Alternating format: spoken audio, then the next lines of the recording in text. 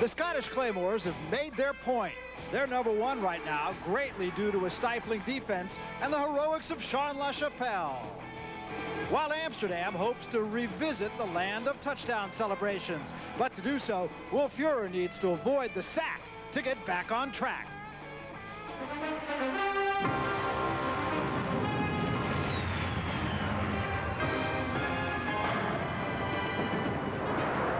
From Olympic Stadium in Amsterdam, Holland, it's the Scottish Claymores paying a call on the Amsterdam Admirals. And hello again, everybody. I'm Barry Tompkins, along with former All-Pro defensive lineman Bill Moss. And Bill, the home team here, well, they've been very, very good at home. When they've gotten on the road, they've turned flat ugly. They got to keep it going here in Amsterdam. Jekyll and Hyde, and you're right. They have to keep it going here at Amsterdam if they want to beat the Scottish Claymores. And the key to beating them is shutting down two people. Number 27, running back Sharon Stacy, and number 88, wide receiver Sean LaChapelle. But in order to do that, you have to control their offensive line because that's the engine that makes this thing work. And it reminds me of an old Chiefs-Raiders game. If you want to stop them, you're going to have to beat them up. You're going to have to beat them up for 60 minutes. And the Claymores are an interesting team. Yes, they've already won the championship. Yes, they get home field for the World Bowl. But yes, this is a team on a mission, and they want more. Yeah, they do. And Jim Kreiner, their head coach, has this team focused with the emphasis on team because there's not just one or two individuals that do it. Their defense plays a big part in it, too. And they play team defense. Keep an eye on them tonight. They're something to watch. Claymores, of course, they want this win just for consistency's sake. Amsterdam, they need this win to have another chance at the Claymores, they hope, in the World Bowl. Back with the opening kickoff after this. Today's game is brought to you by Bud Light, official sponsor of the 1996 Summer Olympic Games. Make it a Bud Light. And by AT&T, official sponsor of the 1996 U.S. Olympic team. Phone 1-800-4-A-CHILD. Stop the anger and neighborhood destruction. Take a stand.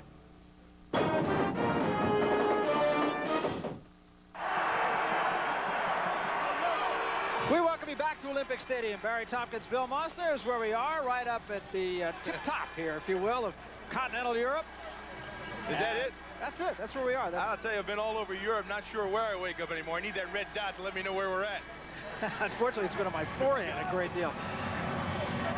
Al Luganville, a guy who really has his work cut out for him today. He has a team that has been decimated with injury. Play all that players. And he really doesn't know, I don't think, who's going to show up, who's going to play, and if his team, figuratively speaking, is going to show up, Bill.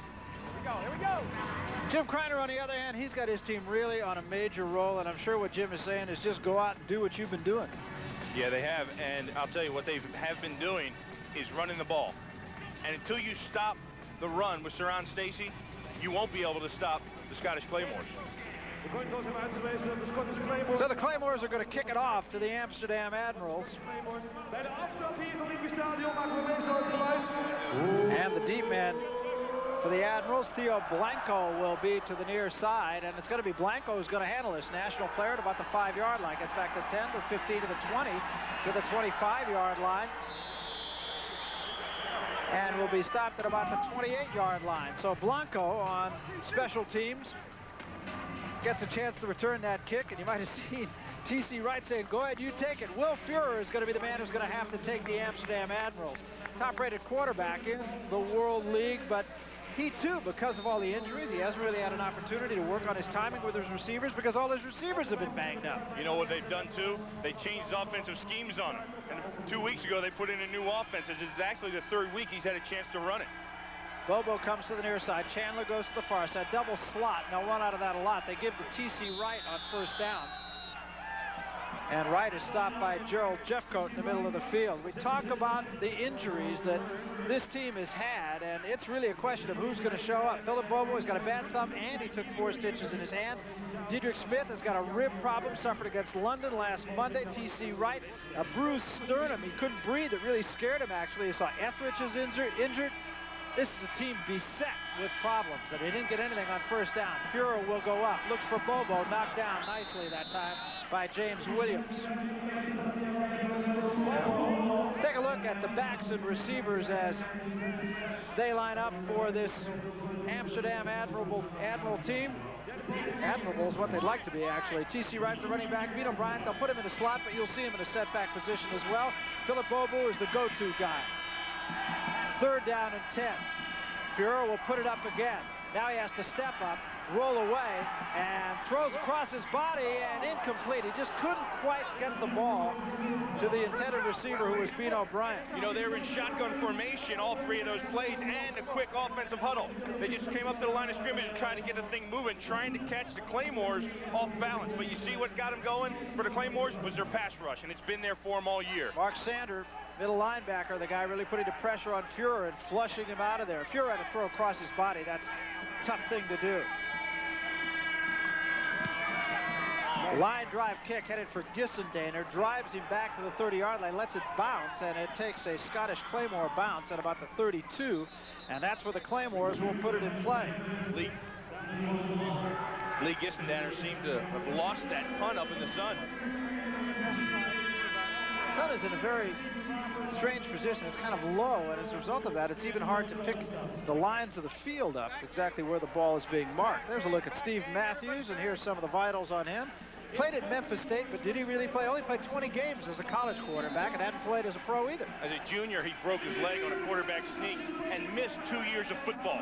So this World League experience for him has really been instrumental in his comeback to the NFL. They run out of the I formation with Stacy, the tailback. He gets the call, sweep right, and he got about a yard, maybe 2. Mike Evans.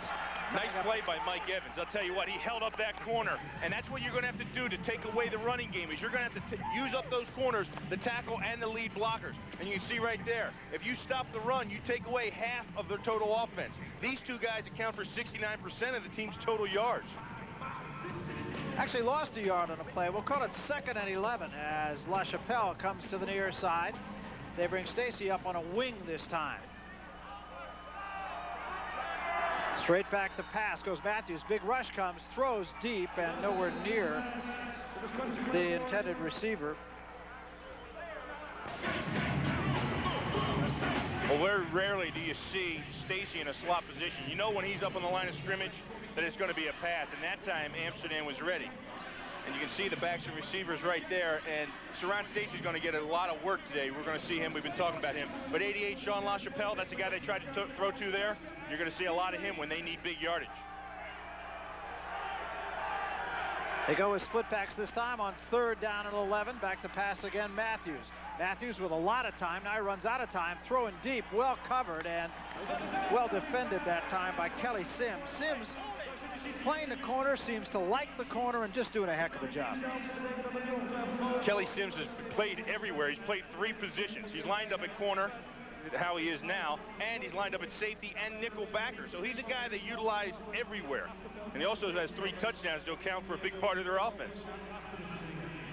Bino Bryant will be the deep man to receive the punt of Paul McCallum, and you see McCallum averaging just under 34 yards a kick. This is a returnable ball for Bryant, and he's hit. There's going to be a flag. Did not give him the space required to catch the football. Forey Duckett was just right there. And Duckett was exactly what Bino Bryant was trying to do. He took a lick. There's no question about that. And it's going to be a 15-yard penalty and give the Amsterdam Admirals nice field position, a short field for their offense to start working. Interference with the opportunity to catch the kick. It's a 15-yard penalty from the spot of the foul. 1st down. So excellent field position. Take another look at it. You got to give the man 3 yards, and Forey Duckett gave him absolutely nothing. He got there before the ball did. We see Forey Duckett. He gets down there quick, but he just doesn't time it. He didn't. He put it. The helmet was in his hands before the ball was. Ball just short of midfield at the 49-yard line, so good field position for the Amsterdam Admirals. They come to the line of scrimmage now with Bobo coming to the near side. Smith slots inside of him. To the far side, Darren Chandler. You know, it's been very interesting thus far. Will Fuhrer has lined up every down in shotgun formation. You know, last week and prior week, we always see him under center. But he's trying to avoid the rush and give himself time to set up. They did everything last week off a 7-man drop, but quite frankly, it just didn't work at all. Fuhrer to throw on 1st down. Will clear out for Jones, makes the catch, and dropped at about the 43-yard line. Well, the key to their success for Amsterdam is going to have to be the guys up front. Last week, they couldn't block anybody, and Will Fuhrer was scrambling all over the field. So these guys right here, have their work cut out for them. And number 71, Mario Cristobal, he gets the start for an injured Don Willis. It's a very tough chore, and especially going out of the shotgun makes the center's job that much more difficult. They give it an inside handoff this time to Wright, trying to get outside, turns the corner and picks up about a yard. Cracked down hard by George Coghill. Well, George Coghill is one of the big hitters, but the unit that makes this defense go are the guys up front.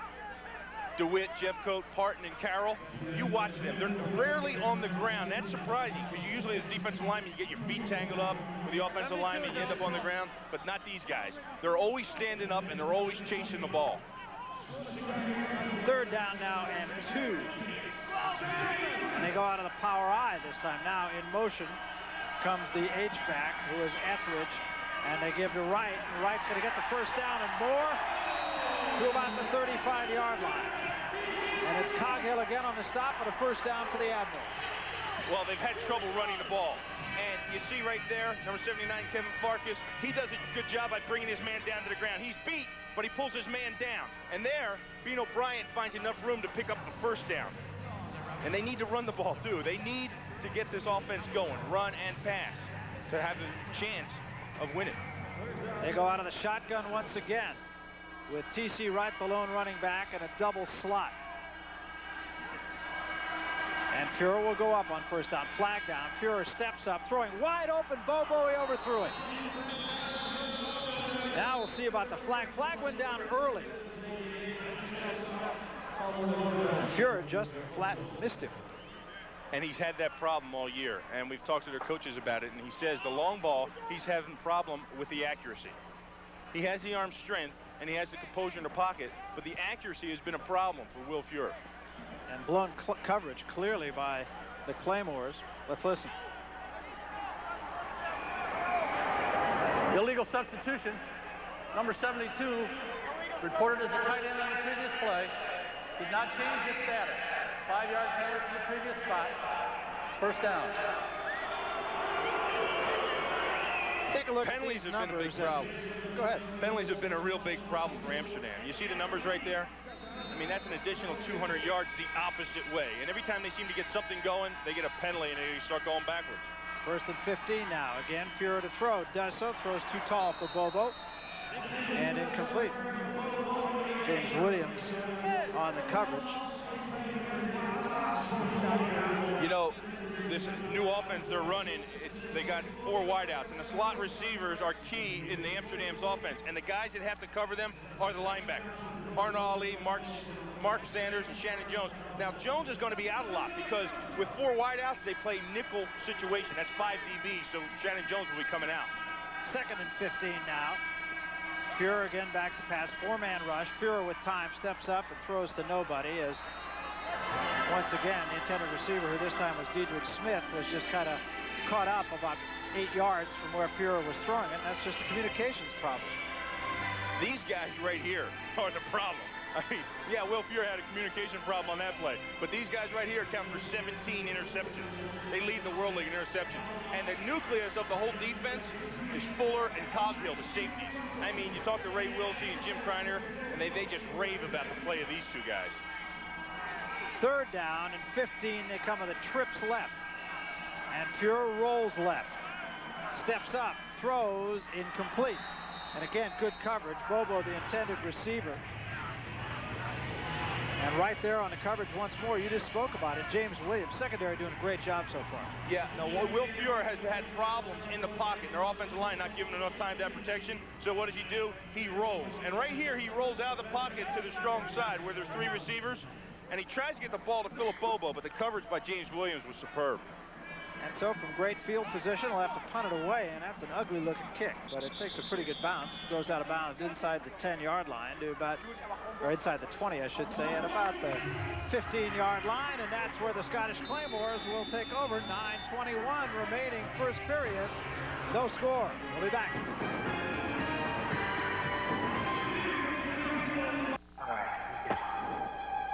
This is it.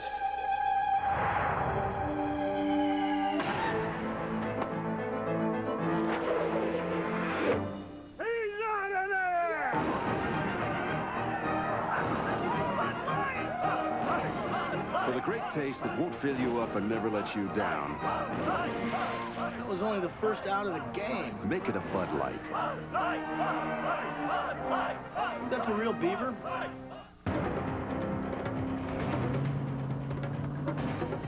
They're still back there. Don't worry, love. You're riding in the world's first sport utility wagon. I am. That's right. This here's the all-wheel drive Subaru Outback. That's great, but... You know, it's got more cargo space than a passport. Uh-huh. The ground clearance of an Explorer. Yeah, but... Oh, did I mention, it gets much better gas mileage than a Jeep Cherokee. Outback, you say? Subaru Outback. The world's first sport utility wagon.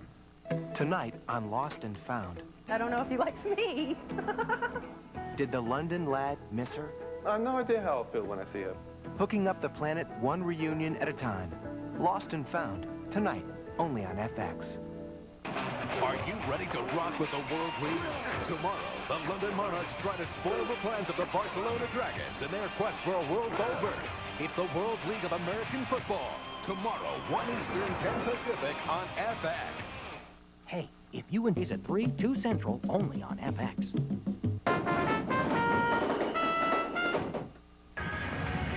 Well, Bill, remember, Al Luganbill told us when we spoke with him yesterday, he said, we have got to get good field position. Our defense and our special teams have got to give us the ball where we can do something with it.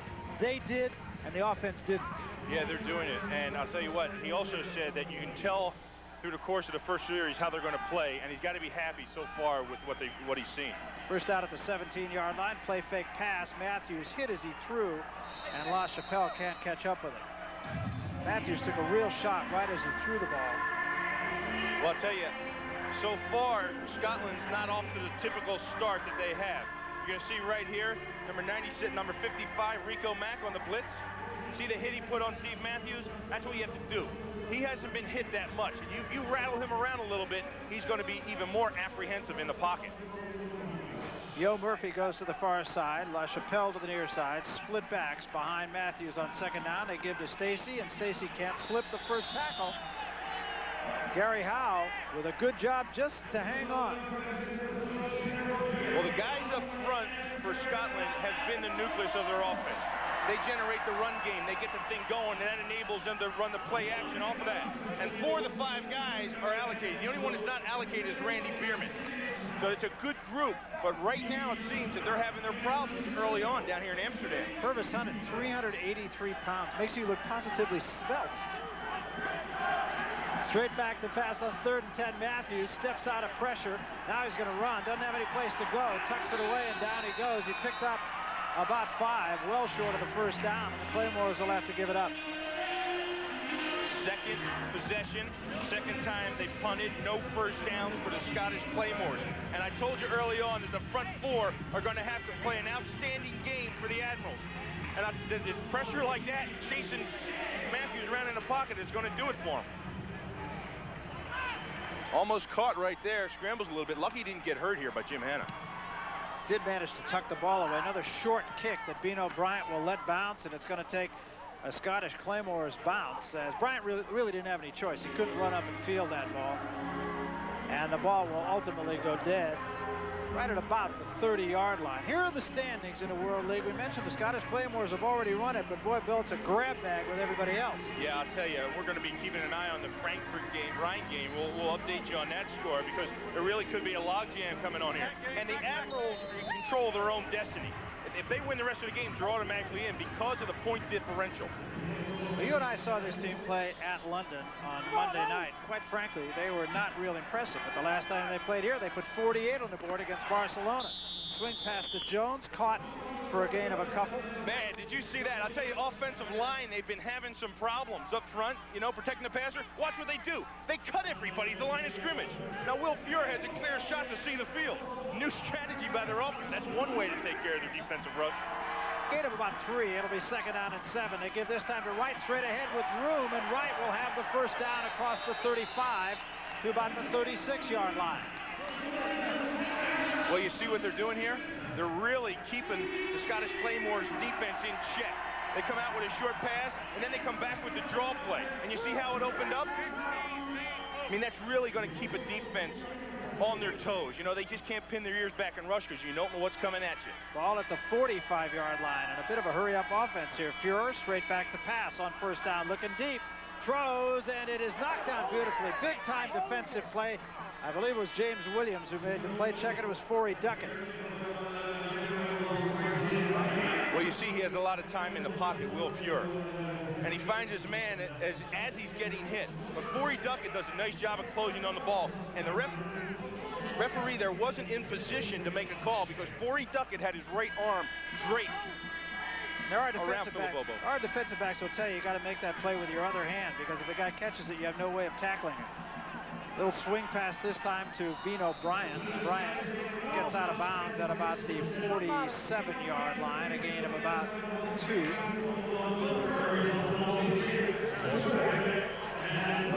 Well, now it's a defensive down. When there's a defense, you want to get in this situation.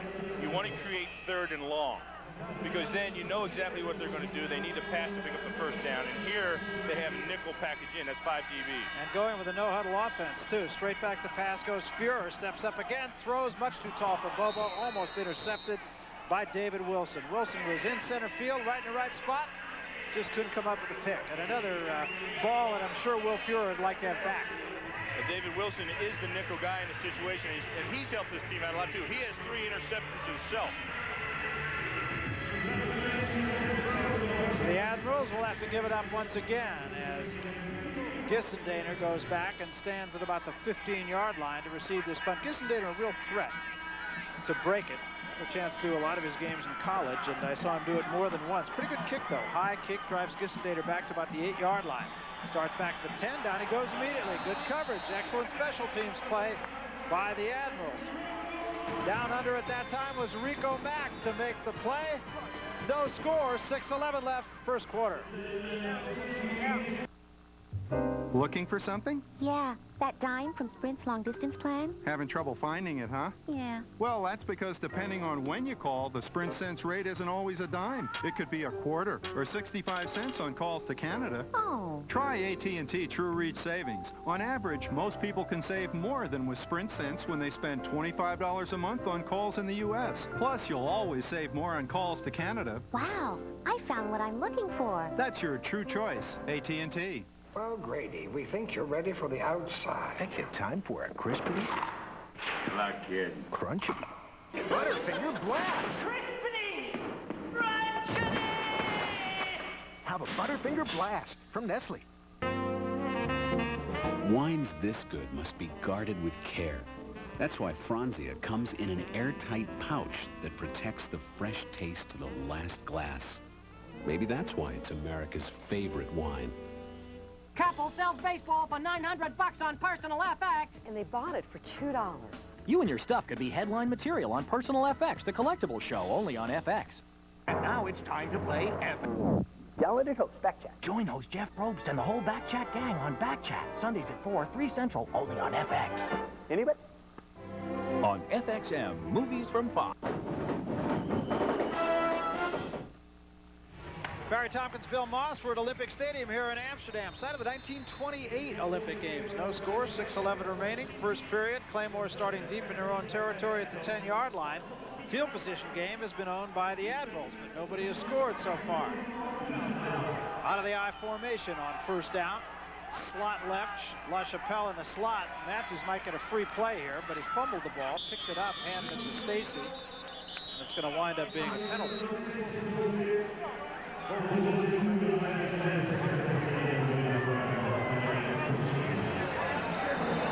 Well, we talked about the guys up front for Amsterdam and the importance of them in this game. You know, last week they got gashed on the ground for like 232 yards rushing.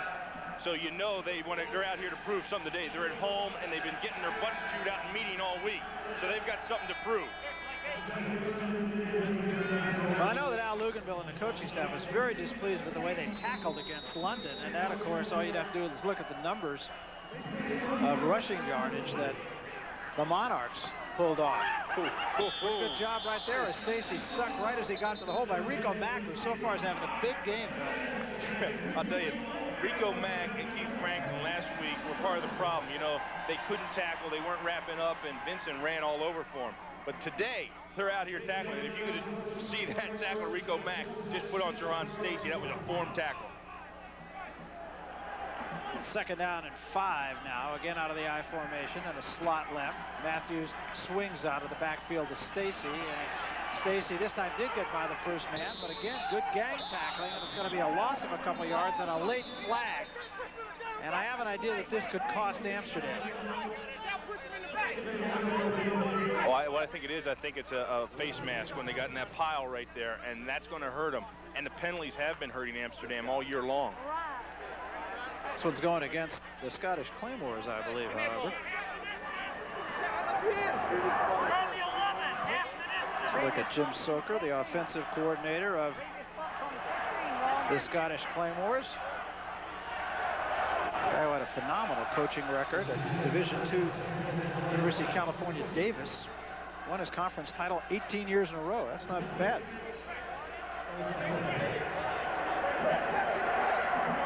Illegal use of the hands against Scotland. Illegal block in the back. Number 71 of the offense during the run. Penalized from the previous spot, half the distance to the goal. Repeat, second down. Tom Barnt is the guilty party. That will back it up to about the 7-yard line. It'll bring about a second down, and we'll call it 13. As you said earlier, it's very difficult to give you exact down and distance, mainly because you just cannot see the lines on the field here at Olympic Stadium. So call it 2nd and 13. Matthews will put it up. Pressure coming, and Matthews hit as he threw. Intended for Kaihalo. And again, a good job by the Amsterdam down 4. Mike Evans on the rush right there. He had a nice swim move and got in Steve Matthews' face. And like I said, you know, these guys, the game rests on their shoulders, and they knew it coming into the game, and they're responding to it. And it's part of the Jekyll and Hyde theory we talked about earlier. You know, last week, you couldn't find them anywhere. Now they're all over the quarterback. This time they bring Willie Tate in motion from the outside, and Matthews steps up, throws. Ball is caught well short of the first down.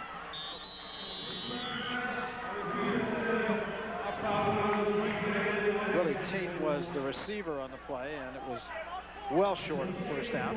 Watch 97, Mike Evans, to the left of your screen there. Look at the push he gets on Keith Wagner, number 78.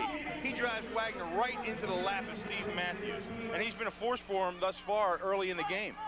So once again, Amsterdam should get good field position. As Bino Bryant standing just the other side of midfield at about the 47. One hop snap from center and a twisting kick. Bryant, fair catch at about the 46-yard line.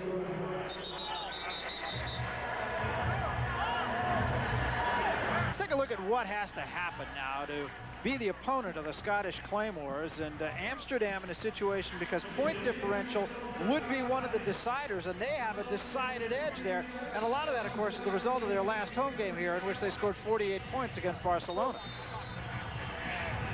Well, you can see they're in control of their own destiny. Amsterdam is. Even at 3 and 4, if they win the rest of their games, they're automatically in. Fuhrer out of the shotgun, play fake pass on first down, throws in and out of the hands of Diedrich Smith, the ball that, quite frankly, has to be caught. You have to catch that ball. I mean, they've had problems enough with their offense, and then they're in the process of changing an offense, and they have this new offense in, and, you know, now you have drop balls and put on top of that. You need to catch that stuff and get it downfield. Their defense and their special teams are giving their offense the opportunity to score points. Now they need to move the ball and get it into the end zone. Second down and 10 now. Once more out of the shotgun. Double slot. Jones in the slot to the right. Smith in the slot to the left. Fuhrer in trouble. Unloads. Caught by Bobo over the middle. Bobo at the 40. Loses a man. Still running laterally, and finally is stopped at about the 35-yard line by Frank Robinson. But a first down for Amsterdam, and he was wide open. Philip Bobo's been their go-to guy, number 81. And in this offense, you know, you're going to have to get the ball to him. And he's been hampered all week by injury. He has his hand taped up. You're going to see he has 4 stitches inside. The ball busted it open last week, and there he gets the ball, and he has some nifty footwork to try to pick up some extra yards. First completed pass of the ball game for the Amsterdam Admirals, and a first down. at about the 36-yard line. Will Fuhr calling audible. That was the 4th completion for Fuhr. Fuhr throws again, and it is caught on a little curl that time by Darren Chandler, and another first down. Well, Will Fuhr saw they were in two-man zone. They're too deep when safeties have to cover to half the field. And he knew what to expect, and he audibled at the line of scrimmage.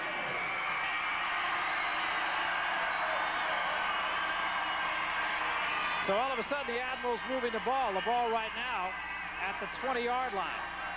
Out of the shotgun once more, and they give to T.C. Wright. Wright's got room up the middle at the 15-yard line. And down to about the 12-yard line. The offensive line right there for Amsterdam doing a fine job of turning the blockers out. You see that? They sit up like it's a pass rush and then turn their bodies inside to shield off the gap and come up the middle. And then T.C. Wright has to do one thing, and that's make somebody miss. And he did right there. It was Mark Sanders. Again, they go out of the shotgun on 2nd down and about 2. Ball at the 12-yard line. Long count this time from Fuhr.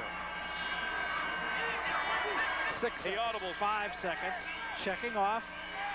Got to get the play off, and does. Straight back to pass. Throws for the end zone. Bobo was hammered. Let's see. No flag. What Will Fuhr saw was their fake blitz. They know that the Scottish Claymores defense, when they get in scoring zone, they like to bring the safety blitz. And you saw right there, the safeties were up on the line of scrimmage faking the blitz. Will Fuhr checked out of it, but the safeties didn't come, and they fell back into some nice coverage. Number 20, James Fuller, was on the line of scrimmage. Then he drops back into coverage. And that's when he had the 2 people on Philip Bobo. They bring John Sacca into the ball game now as the quarterback. We've seen them do this in short yardage situations. Sacca a little bit more mobile than Fuhr. Out of the I formation with Wright, the tailback, and they give it to Wright, and he's going to be close, and it'll depend on the spot. John Sacca out of Eastern Kentucky, started at Penn State. You know that school, right? Yeah, I remember he got in a little turmoil up there, and then he lost his starting job, and he wasn't happy, and he transferred to East Kentucky and had a fine career down there. Was the starter ahead of Kevin Collins for a while at Penn State, and I guess that's what started the row up there. And he said, well, if I'm not going to play there, I'm going to go down here and play. Well, you can't knock him starting Kelly Collins because he's a fine quarterback, and he's really going to be a pillar for the Carolina Panthers. Was enough for the first down. The ball right at the 10-yard line. And they go out of the shotgun again with Fuhr back at quarterback. Swing pass out of the backfield right. Wright gets to the line of scrimmage and might have gotten a yard inside the 10 to the 9-yard line. But T.C. Wright is a guy that he started out last year, and he was a big force for the Amsterdam Admirals, a big component in their 9-1 record last year. And then this year he came back and he didn't get the carries he was supposed to get, and you know, then they had a 2-back offense. Now they're in a 1-back offense, and he's the featured guy. But you can still see his total yards, how they use him. He's 2nd in the World League. And with that, the first quarter has come to a close. And a look at the scoreboard shows the hometown Amsterdam Admirals nothing but threatening, and the Scottish Claymores nothing. 7 up attitude. It's a given. It's the way it makes you feel. It's the lift that you get. It's a rhythm in your step, 'cause it's cool and it's wonderful and it's lemon and lime. It's an up thing. Does it every time. It's clear and it's wonderful and it's totally fine. Hey, it's an up thing. Check out the hottest alternative music online. The sun's up at Bay Hill, and what a lovely day for a drive. But don't forget to keep your head down, because Bay Hill is Arnold Palmer's place, and the rough Variety premieres Monday at 3:30, 2:30 Central, only on FX. It'll grow on you.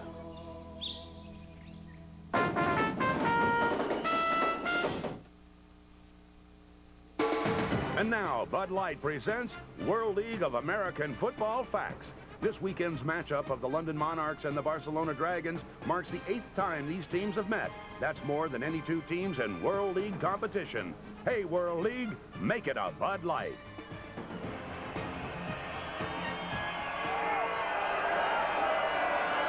Barry Tompkins, Bill Moss. We start the second quarter here at Olympic Stadium in Amsterdam. Crowd getting into it. Why not? Their team's on the move here, looking at a second down and goal. Ball at about the 9-yard line.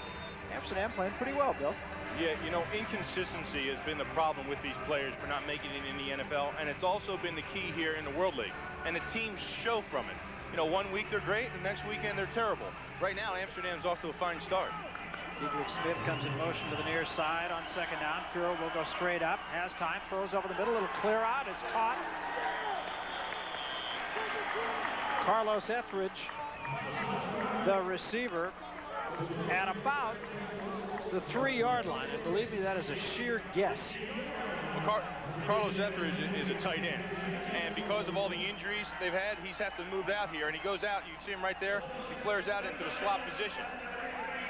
And he curls right in there at the seam, and Mark Sanders is there to make the tackle, but still is enough to get him a 4-yard gain. Now we're going to call it 3rd and goal from the 2-yard line.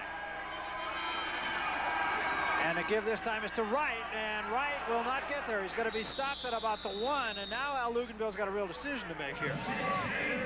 Well, Amsterdam had their big people in at that point in time, and what I mean by big people is they bring Marcus Spears and Willie Williams out to the tight end position. They bring in Don Willis. It's usually Mario Cristobal, but it's all linemen up front from tight end to tight end. I think they're going to kick it. They are, in fact, as they bring Adam Vinatieri on. Now, they do have a fake kick in the book, so we'll see what they do here. Kicking game has been an adventure, not only for Amsterdam, but for most teams in this league. Well, last time they played Scotland, they ran a fake field goal and were successful on it up to the point where Rico Mack fumbled the ball. Amsterdam's going to take a timeout. First time out of the ball game. Do we have hey, Coach, do we have everybody in there we need now? That would kind of give you an indication, Bill, wouldn't it, just reading between the lines of what Al Luganville is saying. That, we have everybody in there we need. Right. 1 year, a lot of the same players, and look at the difference. 9 up, 1 down last year. This year, 3 and 4, and schizophrenic. And talking to Al Luganville about that, you say, what's the biggest difference? You know, you got a lot of the same guys back, and you were 9 and 1 last year. Nice easy stroke. Nice easy stroke. And he credits the talent level in this league as a big part of the factor for their season thus far at 3 and 4. Everybody talks about keeping people healthy too, and Amsterdam probably, at least at this juncture, the most banged up team in the World League, and the Scottish Claymores have managed to keep themselves intact maybe more than anybody else in the league. So the numbers on Vinatieri, he's 5 of 6. This is a chip shot. Pretty much right the center of the field. Well, he's got a little bit of an angle here.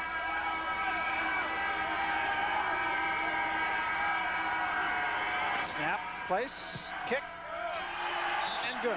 First points of the ball game put on the board by the home team. The Amsterdam Admirals lead it by a 3-0 count on a chip shot field goal by Vinatieri. And I think the Scottish Claymores can't be too unhappy as they manage to contain the Admirals inside the 10-yard line. We'll be back. You know, I'd still be using Tylenol for my headaches if it wasn't for my doctor. He told me about Arudis KT. 82% of doctors surveyed. Al Luganville going for the field goal, despite the fact his team was on the 1-yard line, and it harkens back to something he told us yesterday, Bill, and that is that it's getting harder and harder to score in this league. He may just be thinking, put the points up, whatever they may be. He'll take anything he can get at this point. He wants to give his offense some confidence. Vinatieri, a short kick this time, picked up by the short man, and getting back across the 35 to about the 39-yard line. And there it is. That tells you right there. Amsterdam Admirals, we said Jekyll and Hyde, 3-0 at home. Their record's 3 and 4, and all their games have been won at home. And you can see why they win games by the way they're playing right now. Jared Cahill returned, I beg your pardon, returned that kick. Home sweet home. And the fans know about it. A good field position this time for the Claymores. They have not had the best of the field position battle in this ball game. Matthews on first down. Play fake. Will go up again, looking deep. And a little bumping going on. Unable to hold on was Yo Murphy. And Murphy usually manages to get balls that are in his hands. That would have been a tough chance, but well-thrown ball, actually, I thought, by Matthews. The ball was on the money, and, you know, we talked to Yo Murphy yesterday, and he said, you know, he wants the ball more. And we talked to the offensive coordinator, Jim Soker, and he said, you know, we want to try to give him the ball more. This is a good receiver. It's just that for some reason, Sean LaChapelle and Matthews have hooked up. They've binded together, and they've got all the yards. But they said he's equally as good as LaChapelle. Second down and 10 now. Stacy, the lone setback. Slot left. Give to Stacy, left side. Stacy stopped immediately. And again, it's Rico Mack, who's having a career here. Yeah, Rico Mack. He read his read. And what I mean by that, see the guard, number 79, Purvis Hunt, pull? Well, Rico Mack reads the pull and comes right in off his tail and makes the tackle in the backfield. And that's essential for linebackers. I mean, you can see so much back there at the linebacker position. You see the quarterback, you see the backs, but what you have to do is ISO on your reads, and that's what he did right there. Ron Dickerson, a running back, comes into the ballgame but splits to the left side. Matthews rolls away from pressure, still under hot pursuit, throws over the middle and unable to hit the intended receiver, who was Bino Bryant. I beg your pardon, who was Ron Dickerson out there in the flat. Yeah, he had a little pressure on him, Steve Matthew, and he rolled out to the flat, and he tries to get the ball off. But Ron Dickerson, it was just overthrown a little bit. You see Matthews step out of the pocket right there? Jim Hanna lost contained on that side. He gambled and came inside on Keith Wagner and lost contained. But it paid off. Bryant now the deep man to receive this kick of McCallum, and he'll let it bounce, and it takes a sideways bounce and now bounces back the way of the Admirals and will be down at about the 33-yard line. Well, a reminder, the Scottish Claymores, they are already in the World Bowl. The question remains, who are they going to play? Well, the World Bowl will take place on Sunday the 23rd at 6 o'clock. British time, that is, of course. Murrayfield, Edinburgh, Scotland will be the site of the World Bowl. You've been up there a couple times. Well, you see that question mark there? Amsterdam Admirals want to fill that question mark with their name in that slot. So Will Fuhrer leads his team out of the shotgun once more at the 35-yard line with a first down. Fuhrer with time throws, and it is almost intercepted by George Coghill, who had a beat on it, and he was thinking touchdown. Well, you know, this isn't typical Scottish Claymores defense that I've been seeing, or offense. There's 2 dropped interceptions by the Claymores. We saw David Wilson, number 25, step in front of the ball and had it in his hands and drop it, and George Coghill did the same then. And for the last 2 weeks against the Rhine Fire and last week against Frankfurt, I've seen the Scottish Claymores make a lot of mistakes. They're getting a little lax in their play, and it's showing here today. Second down and 10 at the 35. Fuhrer once more. Now he's got to step away. Now he'll run. He's got some room, too. 35, 40, 45, midfield, 45 and out of bounds at about the 43-yard line. Somebody forgot about Fuhrer's ability to run. Watch number 67, Brian Proby. He comes inside on Jerry Kraft. Now, Brian Proby is just back. This is the first game he's back from an injury, and he lost contain there. And Will Fuhrer has the ability to run. You see when he has a wide open field there and you lose contain on the quarterback, Will does a smart thing and pulls it down and picks himself up about 15 yards. Biggest play of the ball game. Actually 21 yards on the play for Will Fuhrer. They give this time on a draw play for Wright, and Wright gets about 3.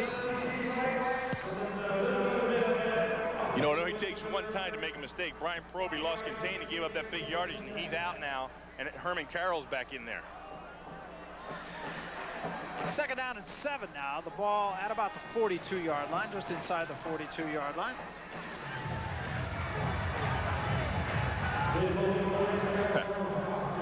Amsterdam with 100 yards so far. Nobody would have thought coming into this game that at this point they'd have 100 yards and Scotland 16. They go up on second and 7, and the pass is incomplete, intended for Bobo. Bobo, I was going to say that I'm sure the hand was bothering him there, and you saw when he came down, he took a good long look at it. Yeah, he's looking at it, and Will Fuhrer threw the heat there. If he was a pitcher, that was the heat. You see he has all the time in the pocket, and he steps up. You see Philip Bobo there come right in on a slant inside. And the ball's there, and it's thrown hard, but Phil Bobo, he has that hurt hand. Look, he looks at it right there.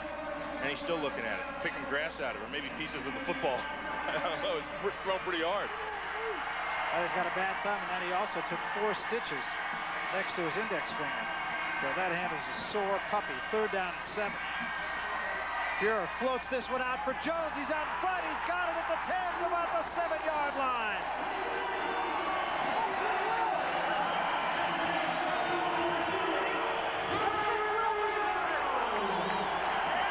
Well, Frank Robinson came up, and he had a man-to-man, and he had no safety help over the top.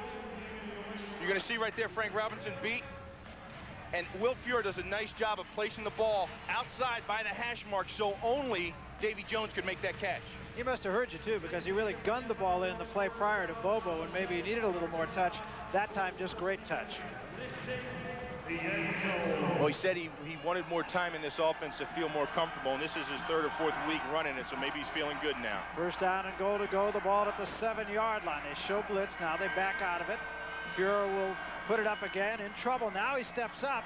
Throws. Open. Touchdown. Darren Chandler on the reception. And he'll go about 90 yards the other way.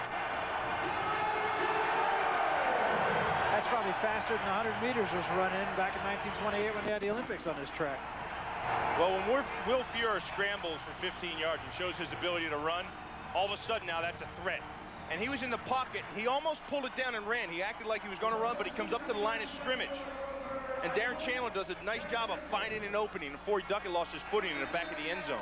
And the look that you saw on the Claymores sidelines a moment ago, a look of concern.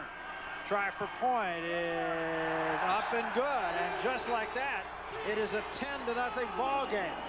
So the Amsterdam Admirals getting it done both ways, offensively and defensively. They lead by 10, and we'll be back. These guys are persistent. Well, they're no match for the world's first sport utility wagon. Oh, really? All-wheel drive Subaru Outback's got more headroom than a Cherokee. The ground clearance of an Explorer. So you said. Ride smooth as any car. Got any more of those tidbits? What, like more stability in a turn than a Chevy?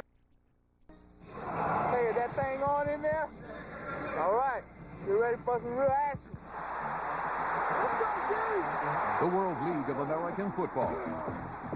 There's nothing else like it. Now, official World League products are available in the U.S. only through this exclusive offer.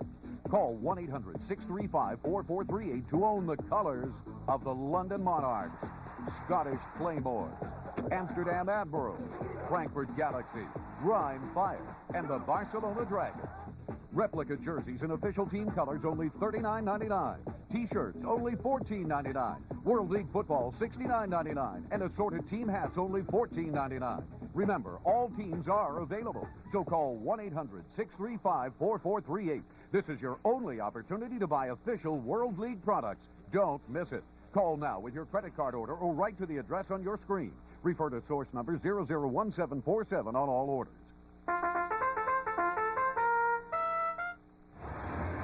Bill, it's a very unusual position for this man, Jim Kreiner, head coach of the Scottish Claymores. He's not used to looking up from 10 down.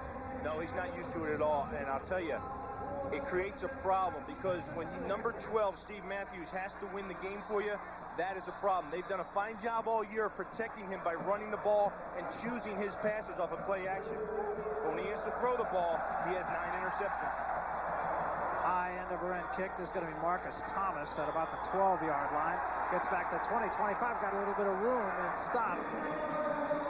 Just as he got to the 30-yard line, maybe a little short of the 30, Pascal Davis on the tackle. Now here's the touchdown right here. See Will Fuhrer? He sets up in the pocket. Now remember when he scrambled for 15? Right here he pulls it down and starts heading up. Now this creates a problem for the DBs because Forey Duckett fell to the left of your screen and Davy Jones wide open. Darren Chandler, I'm sorry, wide open.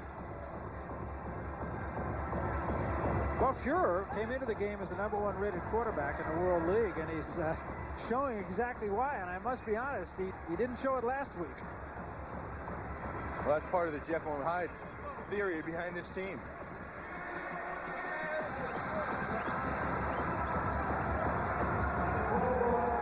Getting up just a little bit slowly this time was 51, and that, of course, is Emmett Waldron of the Scottish Claymores. Let me take a look there at the numbers. 9 yards for Matthews, and almost 100 for Will Fuhr. That sums up this game to this point. You know, and for Scotland, this is their 5th possession. And on the prior 4 possessions, all they've been able to do is punt. And Sean LaChapelle has been a non-factor in this ballgame, and he was the guy, even more than Stacy, that Al Luganville felt that they had to take out of the game. Well, actually, they've done a pretty good job on both of them. Stacy right there, nothing. And I mean nothing. Well, that's the defensive front. And you see who's in the middle there? See who came out of the pile? That's number 96, Troy Ridgely, who was cut by Scotland 3 weeks ago. Now, you don't think he wants to get back at these guys? He used to practice against his offensive line every day. Now he's got something to show. He said, hey, guys, remember me? 2nd down and 10 as the Claymores continue to fire blanks here. Slot left. Stacy the lone setback. 3 wideouts. Straight back Matthews. Look out. Hit as he throws. And Yo Murphy can't quite hang on inside the 30-yard line. Right off the fingertips of Yo Murphy. The ball was placed well. Yo didn't have the speed to get underneath it, right off his fingertips. But watch the hit that Steve Matthews takes right here. He sets up in the pocket. Now he's left-handed. Now see Mike Evans there on his blind side? Matthews never saw it coming. Matthews did a good job just to get the ball to Yo Murphy. Incidentally, I suppose we should tell the Yo story. His name is Llewellyn. Sister couldn't pronounce it when he was a little kid. She started calling him Yo-Yo, and it just ultimately got shortened to Yo. Again, going downfield, this time for LaChapelle, and a little bit long, intended for the #1 receiver in this league. And for the 5th time, the Claymores have come up empty. Well, Tommy Jones, number 34 there, drew coverage on Sean LaChapelle. And you see him, he's up close. He's got man-to-man coverage on him. He gets his hands on him to disrupt the timing. This is great coverage by Tommy Jones, and he's with him all the way. White on Rice. So, nice job by Tommy Jones. And it makes it 5 times in a row now that the Claymores have been unable to get a first down. Short kick. Bino Bryant waits for the big hop and fields it very dangerously, and any coach in America will say, don't do that. Field position is coming into play here for the Admirals. They've been getting the short field all the time, and the last 2 possessions they were able to capitalize on that. And Paul McCallum is a punter who earlier in the year, this guy was booming 65-yard punts, but he's lost it over the last couple of weeks, and he's had a hard time. And I talked to the coaches about it, and they said, you know what? A punter's rhythm is kind of like a golf swing, you know, and if it changes just a little bit, the whole game changes. And right now, he's in a little bit of a slump. In his defense, you and I were down on the field before the game. There's kind of a swirling wind going on down there. It's not apparent from where we sit, but it is down on the field. Trips right this time on 1st down, and the give is to Wright. And Wright trying to get outside, and gets to the 40-yard line. It was Bino Bryant and not Wright. Bryant in the ballgame at a setback. Remember I told you number 67, Brian Proby? Look at him at the right of your screen. Watch what he does here to Willie Williams. That's holding up the corner, folks. And he makes Bino Bryant bounce it a couple steps backwards and turn upfield. Result about a 1 or 1.5 yard gain. But hey, if it happens to you once and you lose that corner and you get chewed out on the sidelines, you can rest assured a good defensive lineman will come back and do the right thing, and that's what Brian Proby did right there. They go slot left this time on 2nd down, and we'll call it 7. Bino Bryant, the lone setback, everybody in the pattern. Fuhrer steps up, throws underneath, and another near interception that time by David Wilson. Well, David Wilson could have jumped to the tie of the World League record there on that one as well. That was his 2nd interception today. He's dropped. But what he's doing is he's getting a great read on the slot receivers. And he's sitting there and he's waiting for Will Fuhrer to throw. He's just timing it perfectly to get there to break it up.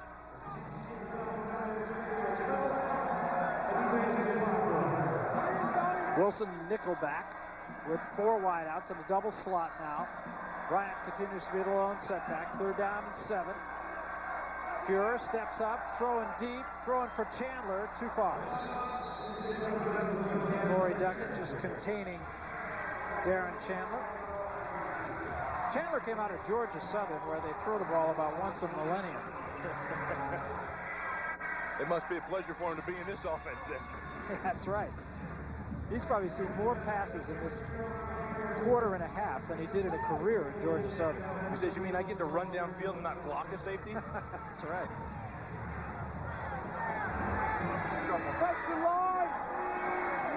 So they'll punt it away, and a good kick is going to drive Gissendaner back inside the 20-yard line. He calls a fair catch at the 15.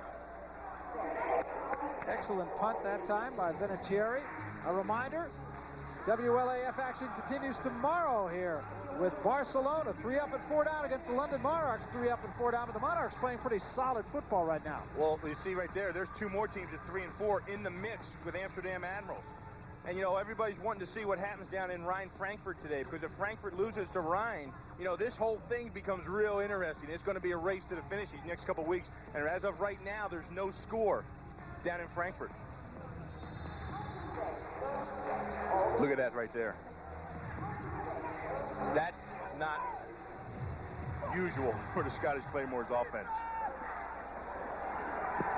Going up on first down, and the pass is caught by the man underneath, and that is the tight end, or rather it was yeah, it was the tight end, Willie Tate. Well, that's who they've got to get into the action here. That's who they've got to get in the rotation. The last few weeks, they've neglected him. He only has like 11 catches on the year.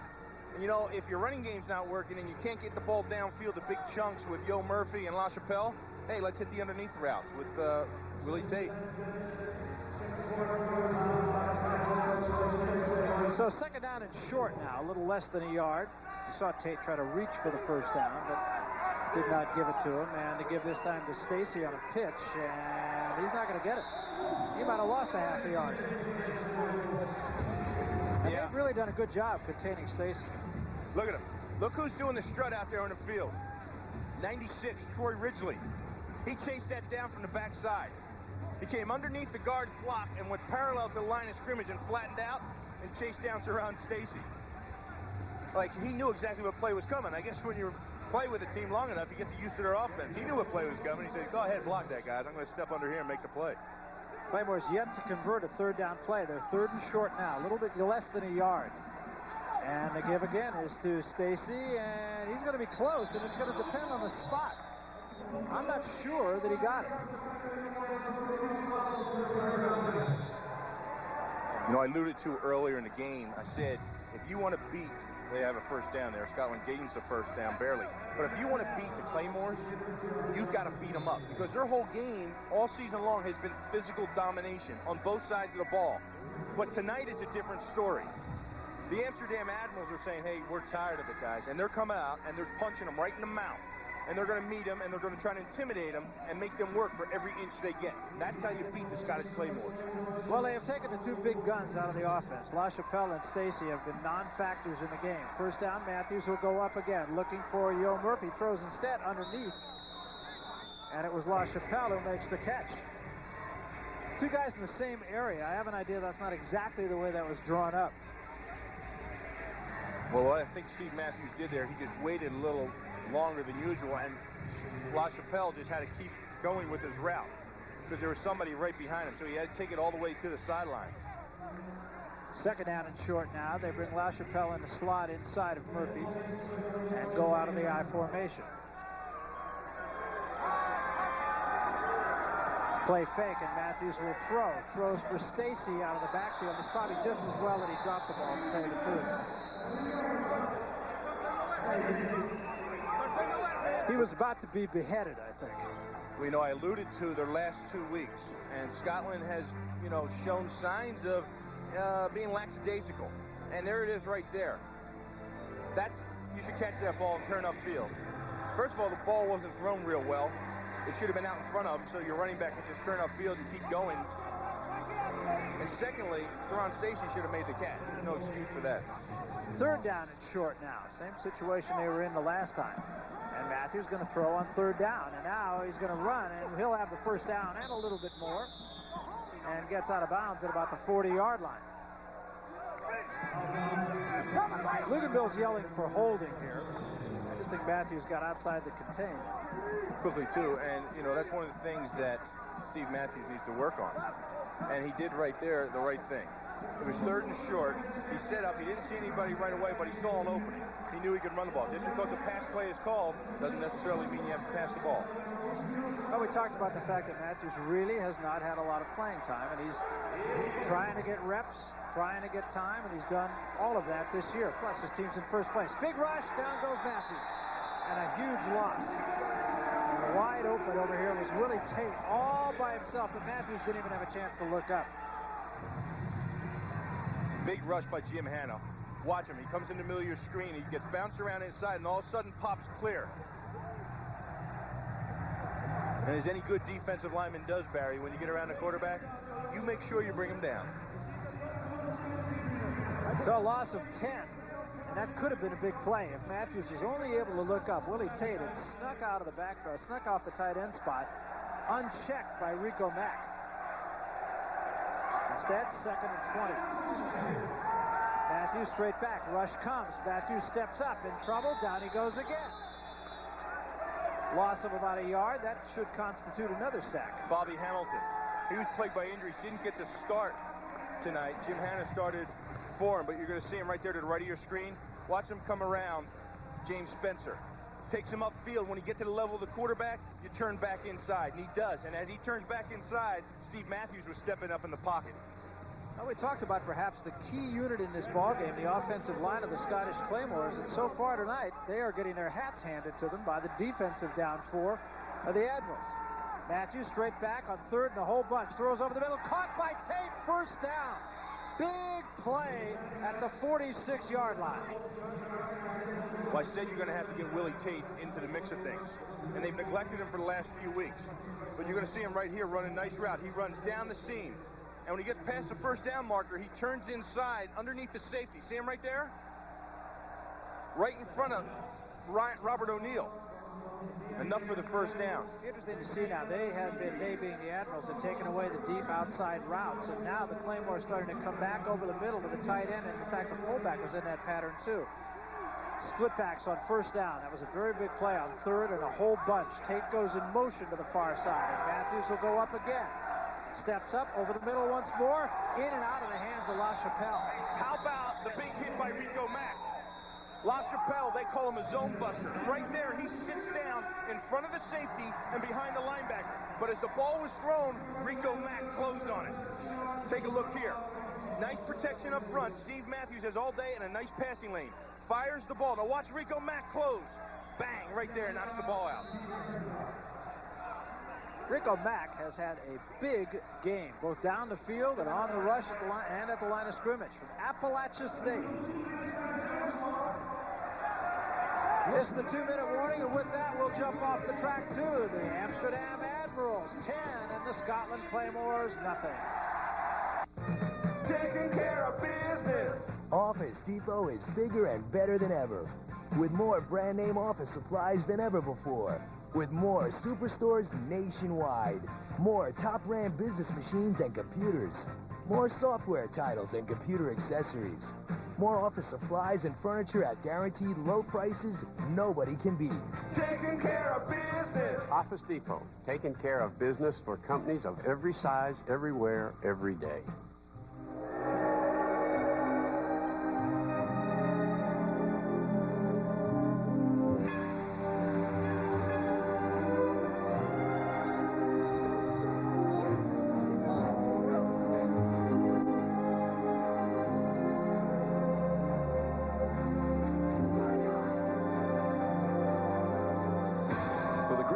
That won't fill you up or never let you down. Make it a Bud Light. Lost and Found, hooking up the planet one reunion at a time. Because all the people we've cared for in the past don't have to stay there. Lost and Found, weekends at 8, 7 Central, only on FX. Hey, if you enjoy the company of animals, then you'll enjoy the pet department on FX. What? Don't go inside the house. Every day, you'll learn something about pets that might surprise you. That's a bone. And see something you might not expect. Whoa. We cover everything about pets you've ever thought of. Do dogs dream? And a lot of things you never would have thought of. Look, I've been practicing. Are you ready? It's a pet show filled with stuff you'll actually be interested in. And just the right amount of fluff. The pet department. Weekdays at 3, 2 Central, only on FX. Here on FX, we've planted a seed. So you can learn what you need to know about the things that grow. Watch Garden Variety on FX, your home guide to the world of gardening. Made easy. Jeff Probst is your host. I'll ask what, when, and how to plant. And Cassandra Dans is our FX gardening guru. I'll teach you how you can nurture nature. Plus a whole bunch of down and dirty gardening tips. Now, this might be a little sophisticated. Garden Variety premieres Monday at 3:30, 2:30 Central, only on FX. It'll grow on you.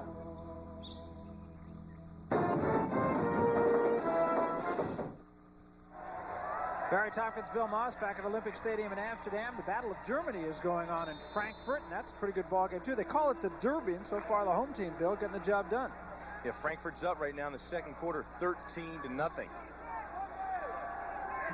Meanwhile, with 2 minutes left in the half, this is a very big sequence for the Scottish Claymores. Saran Stacey gets about 3 on second down and 10, so it's going to bring about a third down and 7.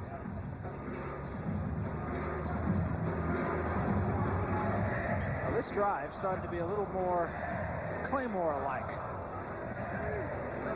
Well, they're starting to move the ball, and they've had to use other avenues. You saw they had to go to Willie Tate twice on this drive.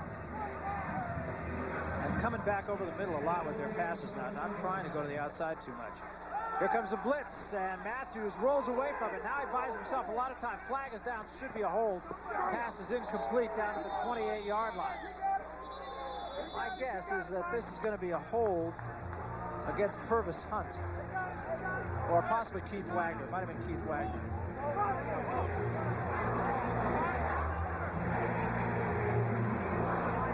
And my guess is further that if it is a hold, it'll be refused.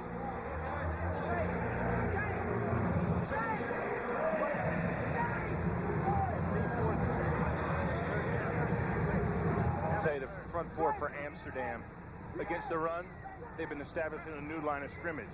And unfortunately for Scotland, it's been in their backfield. Holding. Number 78 of the offense. That penalty's declined. Incomplete pass. Fourth down. Watch the front four come off the ball. You see 98 right there? And then Rico Mack. I mean, these guys are just blowing into the backfield. They brought a safety that time, too. Robert O'Neill was on the blitz. Still, Matthews managed to get out of there, and great coverage with the blitz coming. So McCallum will come on, punt it away. And a fair catch signaled for. Now the ball is let go and almost down, but it goes into the end zone. It'll come out for the 20-yard line, and the Admirals will have it once again.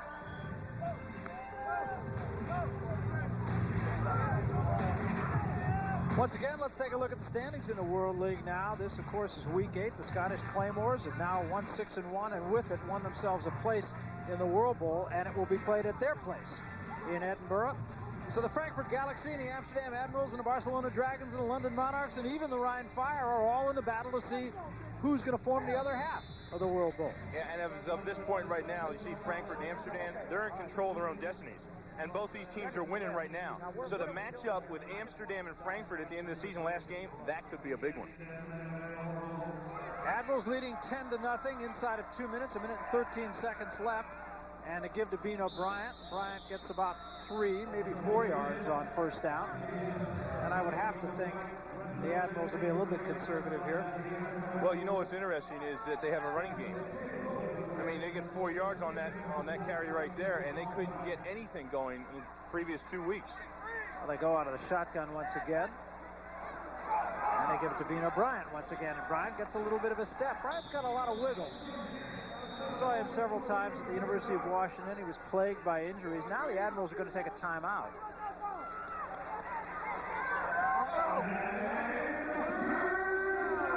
We take a look at the rushing yards here, and it's been, who would have expected that Amsterdam, as of this point right now, would outrush Scotland? Well, they have really bottled up Saran Stacey. We're going to speak with him at halftime.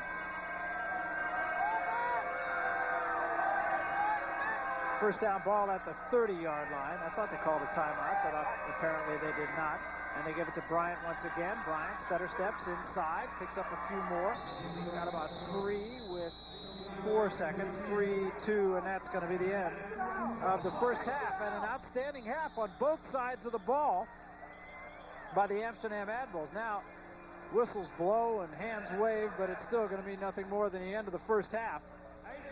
And with the score 10-0, we will jump off the track, but the best half of football in Amsterdam is played in a couple of weeks. We're coming back. This week on Back Chat, we check out the career of Helen Hunt. We also meet Leroy Seuss, Dr. Seuss's weird cousin. And we celebrate our 2nd anniversary! That's Back Chat, Sunday 4, 3 Central. Friday on Personal FX, we appraised a great smorgasbord of items. And on Monday, we're going to be serving up more. And we're also going to look at a super collection of Marilyn Monroe memorabilia from Carlsbad, California. That's Monday on Personal FX. So why did you leave AT&T? I fell for the gimmicks. I was just auditioning different companies. And I thought, well, gosh, maybe I'll try it and just see. And I'm disappointed. I miss AT&T. AT&T misses you, too. So we're making it easy to come back. Anything that makes my life easier, I'm for it. How does up to 100 free AT&T minutes sound? I like free minutes. We'll send you AT&T long-distance certificates good for up to 100 free minutes, just for switching back to AT&T. 100 free minutes, I'm there. There's more. Keep hitting. Only AT&T customers can get AT&T True Reach savings. Whoa, what's that? Well, spend $25 a month, and you save 25% to anyone, anytime, anywhere in the U.S. I think it's right on the money. And you're covered on every type of call on your AT&T phone bill. AT&T calling card calls, AT&T cellular long distance, collect calls you receive, even fax and modem calls. Pretty comprehensive, huh? That's what I like about it. Does it cost anything to sign up? Nope, doesn't cost a thing. Could you please be more enthusiastic? All you have to do is call 1-800-GET-TRUE. So, have I convinced you yet? I like what I see, but I kind of want to see more. Yeah, I'd like to see what I'm saving. I want something I can easily read, see where my savings are, and go, yes, I'm getting a good deal. You got it. AT&T puts your savings right on your phone bill. She could show it to me. She goes, look how much money I saved. What more could you ask for? How about this? You're backed by AT&T's world-class customer service 24 hours a day, 7 days a week. What have I got to do to come back to you guys? Call that number to switch now, and you'll get up to 100 free AT&T minutes. So, what do you think? I think it sounds great. Just with 100 free minutes, that sounds wonderful. 25% across the board. And I know that the service is there. Can't get any better than that. Well, I think we'll switch. Good decision. Thank you. You know what to do. That's your true choice, AT&T.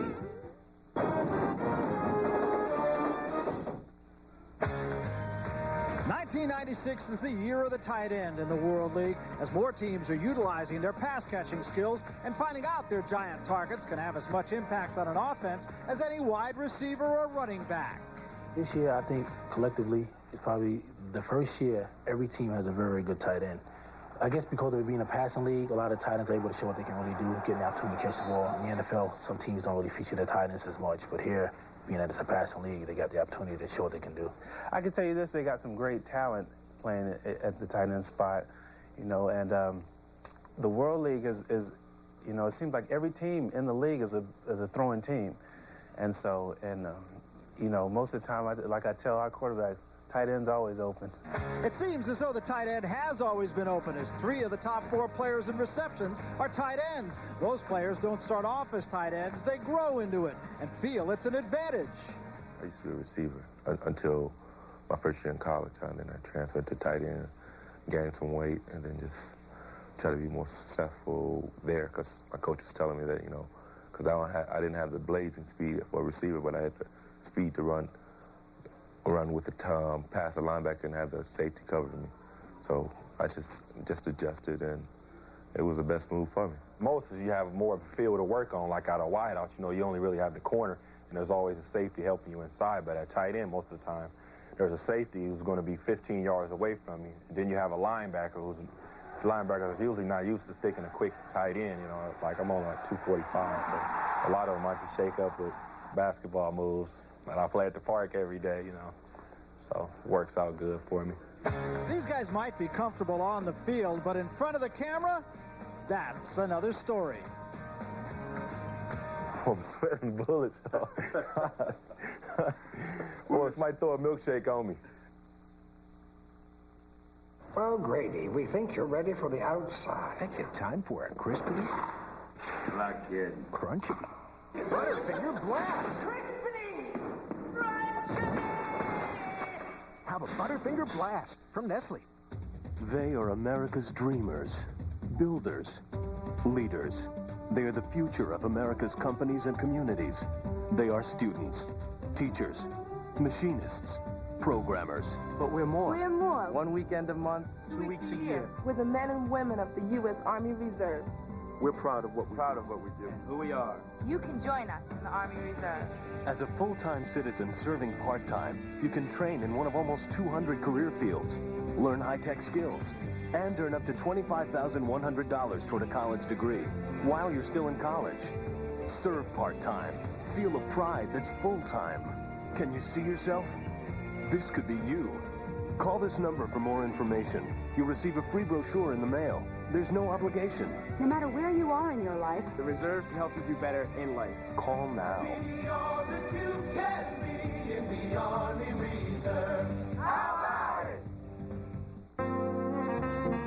Wines this good must be guarded with care. That's why Franzia comes in an airtight pouch that protects the fresh taste to the last glass. Maybe that's why it's America's favorite wine. Hi, I'm Emmett, and I'm a cowboy. This is my hat. These are my boots. These are my horses.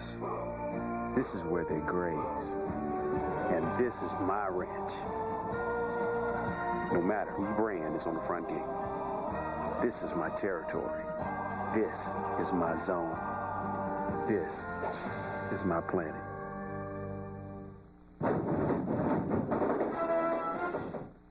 Welcome back to Olympic Stadium here in Amsterdam. Well, a man who made the big news last year continues to make it this year in the World League. He is this man, Saran Stacey, continuing to pursue the dream. Had a chance to catch up with him just before the game today.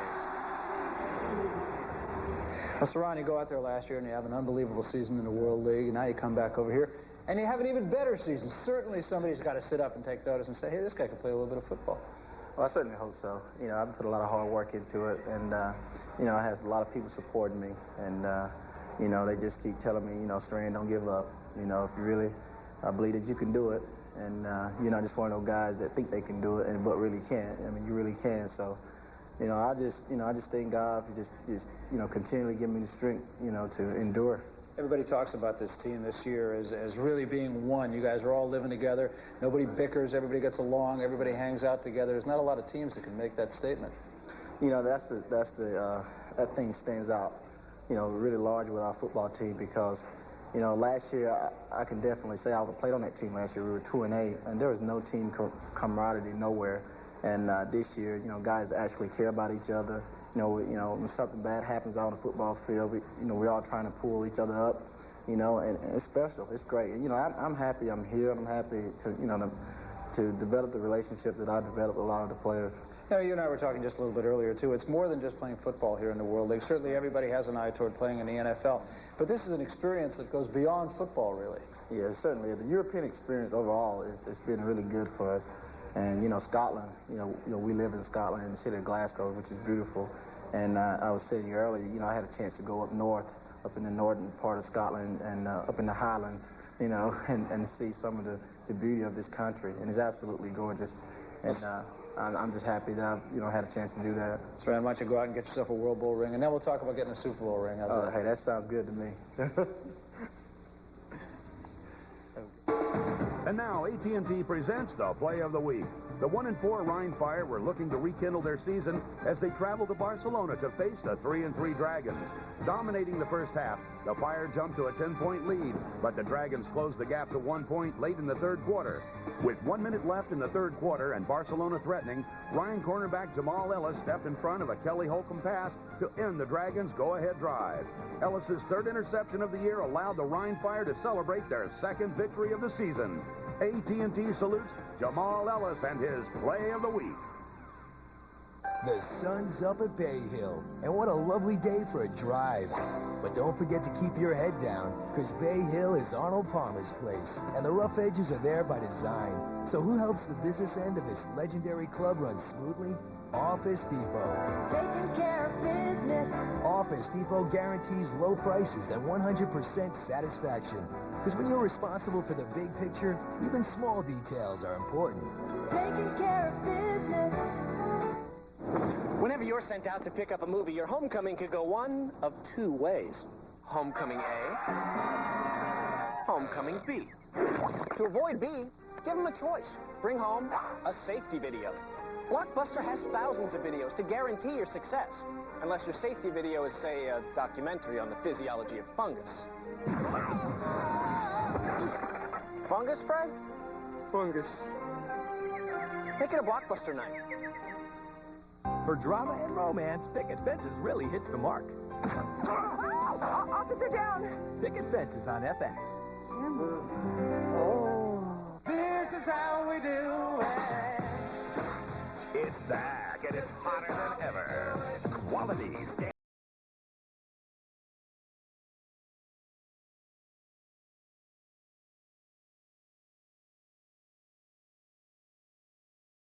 Over 70 minutes of non-stop dance mixes guaranteed to make you sweat.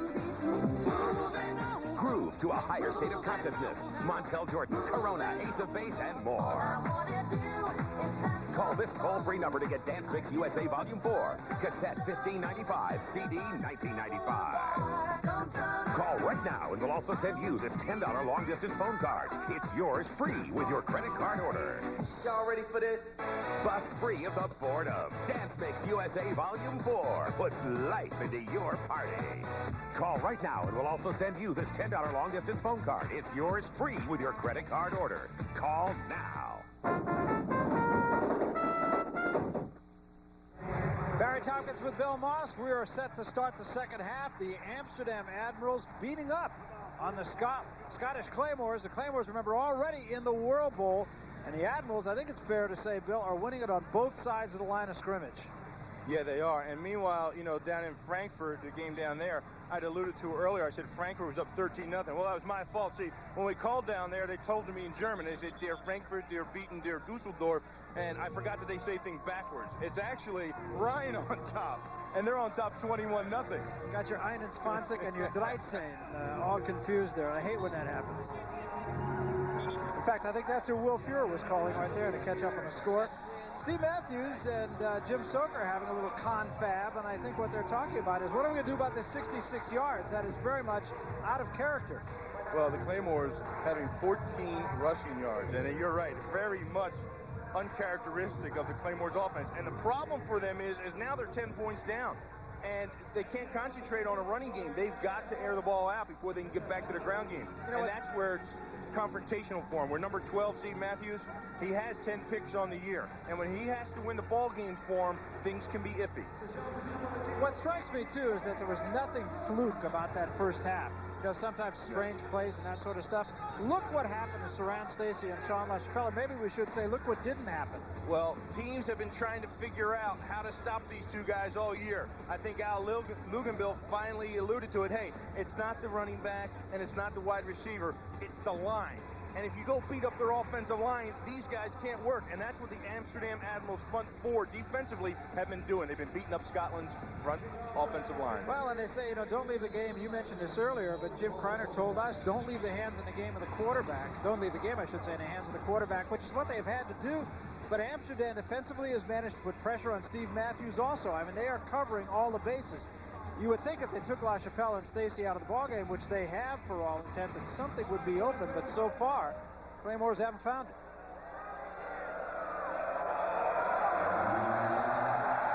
Claymores will get the ball first to start the second half. And this is going to be Gissendaner at the 15, at the 20, at the 25, almost lost the football, and that's exactly what the Claymores did not need. So Steve Matthews will have the ball in his hands once more, and things were a little bit open over the middle, but I think the most significant fact defensively for the Admirals, and as a former down lineman yourself, you'll appreciate it, I mean, they put some push on the quarterback. They knew coming into the game it was on their shoulders, and they responded very well. Claymore start at the 28-yard line with a first down. half the field in shadow now, and that is a tough thing for a receiver looking back for the ball. Matthews throws a one-hopper intended for Yo Murphy. Down and hurt. And now things going from bad to worse as he was drilled once again. He's taking a real beating in general. Watch as he releases the ball right here. And I'll be honest with you, that was a late hit. You're allowed a step and a half, and right there Jim Hanna had about 2.5 on him. The ball was out of his hand. His hand was down almost by his side when he just got that blow. It was a late hit, and it was right on the passing arm of Steve Matthews. And they're feeling his shoulder right now. Boy, you hope it's not separated right there. We'll take a look. Now, see Steve Matthews, he plants, and watch. The ball is out of his hands, and his hand is down by his side when he gets hit there. And that's a late hit. And he is sitting up, but it does not look positive right at the moment.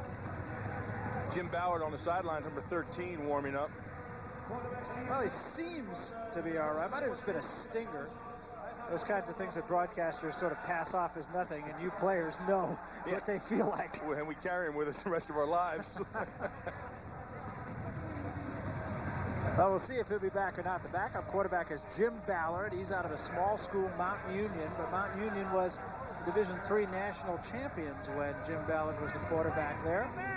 Jim Ballard missed a game 2 weeks ago. He flew home to Ohio and get married. Now watch right here. See, I didn't see them take a snap. And a lot of times when a new quarterback comes in or a new center comes in, there's always a miscommunication in the snap. It's a different feel down there. And he's in a 2nd and 10 situation. They go up on 1st down. Swing out of the backfield. The ball is caught this time by Ron Dickerson. It's not going to get much, however. Good baptismal, however, for the new quarterback. Steve's on the sideline, loosening it back up, so it's nothing serious. And that's good news for Steve. That was also the first snap of the year for Jim Ballard. So he's perfect. He's 100%. Yeah. Hey, come on out of the game. He's gained 2 yards, actually a little less than 2, and Ballard now looking at a 3rd down and a long 8. Split backs behind him. LaChapelle near side and Murphy far side. Ballard straight back, rush comes, throws for LaChapelle, ball's caught, 1st down across midfield, across the 45, carrying Admirals with him to about the 42-yard line.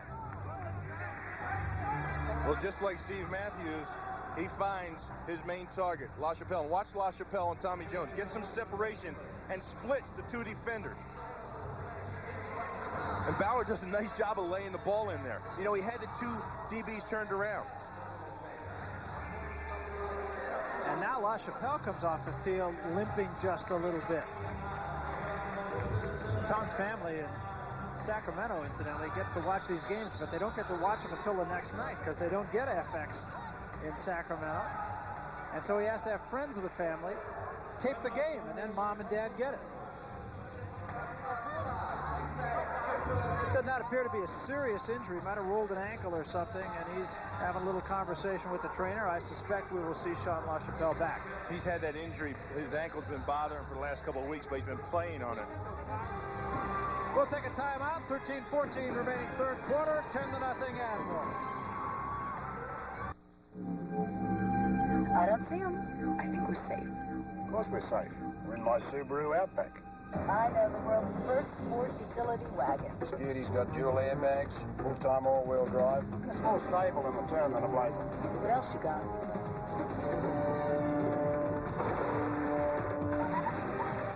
Better braking than an Explorer. That's my Subaru Outback. The world's first sport utility wagon. Once upon a time, there was a fairy princess who looked a lot like you. And she had a magic wand, too. Action Lane remembers the old porch gliders, but ours have comfortable padding and a unique gliding mechanism for a smoother, gentler ride indoors. Once upon a time, there was a fairy princess. See, your grandpa used to say it was just like me. Introducing the new glider recliner from Action Lane. Call 1-800-700-1233 for your local dealer and a free buyer's guide. 7-Up attitude. It's a given. It's the way it makes you feel. It's the lift that you get. It's a rhythm in your step. Cause it's cool and it's wonderful and it's lemon and lime. It's an update. wonderful, and it's totally fine. Hey, it's an up thing. Where is the one place to carbonate your brain? Whenever you're sent out to pick up a movie, your homecoming could go one of two ways. Homecoming A, homecoming B. To avoid B, give them a choice. Bring home a safety video. Blockbuster has thousands of videos to guarantee your success. Unless your safety video is, say, a documentary on the physiology of fungus. Fungus, Fred? Fungus. Make it a Blockbuster night. On FX, what you see Heaven, a little piece of paradise. is what you'll get. This is the fantasy. Garden Variety premieres Monday at 3:30, 2:30 Central, only on FX. Well, while we're away, Steve Matthews is on the sideline throwing the ball and seemed to have a comfortable motion, and I heard him tell the trainer, I'm okay, but in the meantime, he's watching Jim Ballard, who's done a pretty good job in his 2 snaps, completing 2 passes, and he's got his team at the 42-yard line of Amsterdam. And he's going to go up again and throws for Tate, underthrew that one. And a flag is down at about the 27-yard line. That might be holding against Amsterdam. I hate to guess, but sometimes that flag is dropped in an area. Here, number 85, Willie Tate.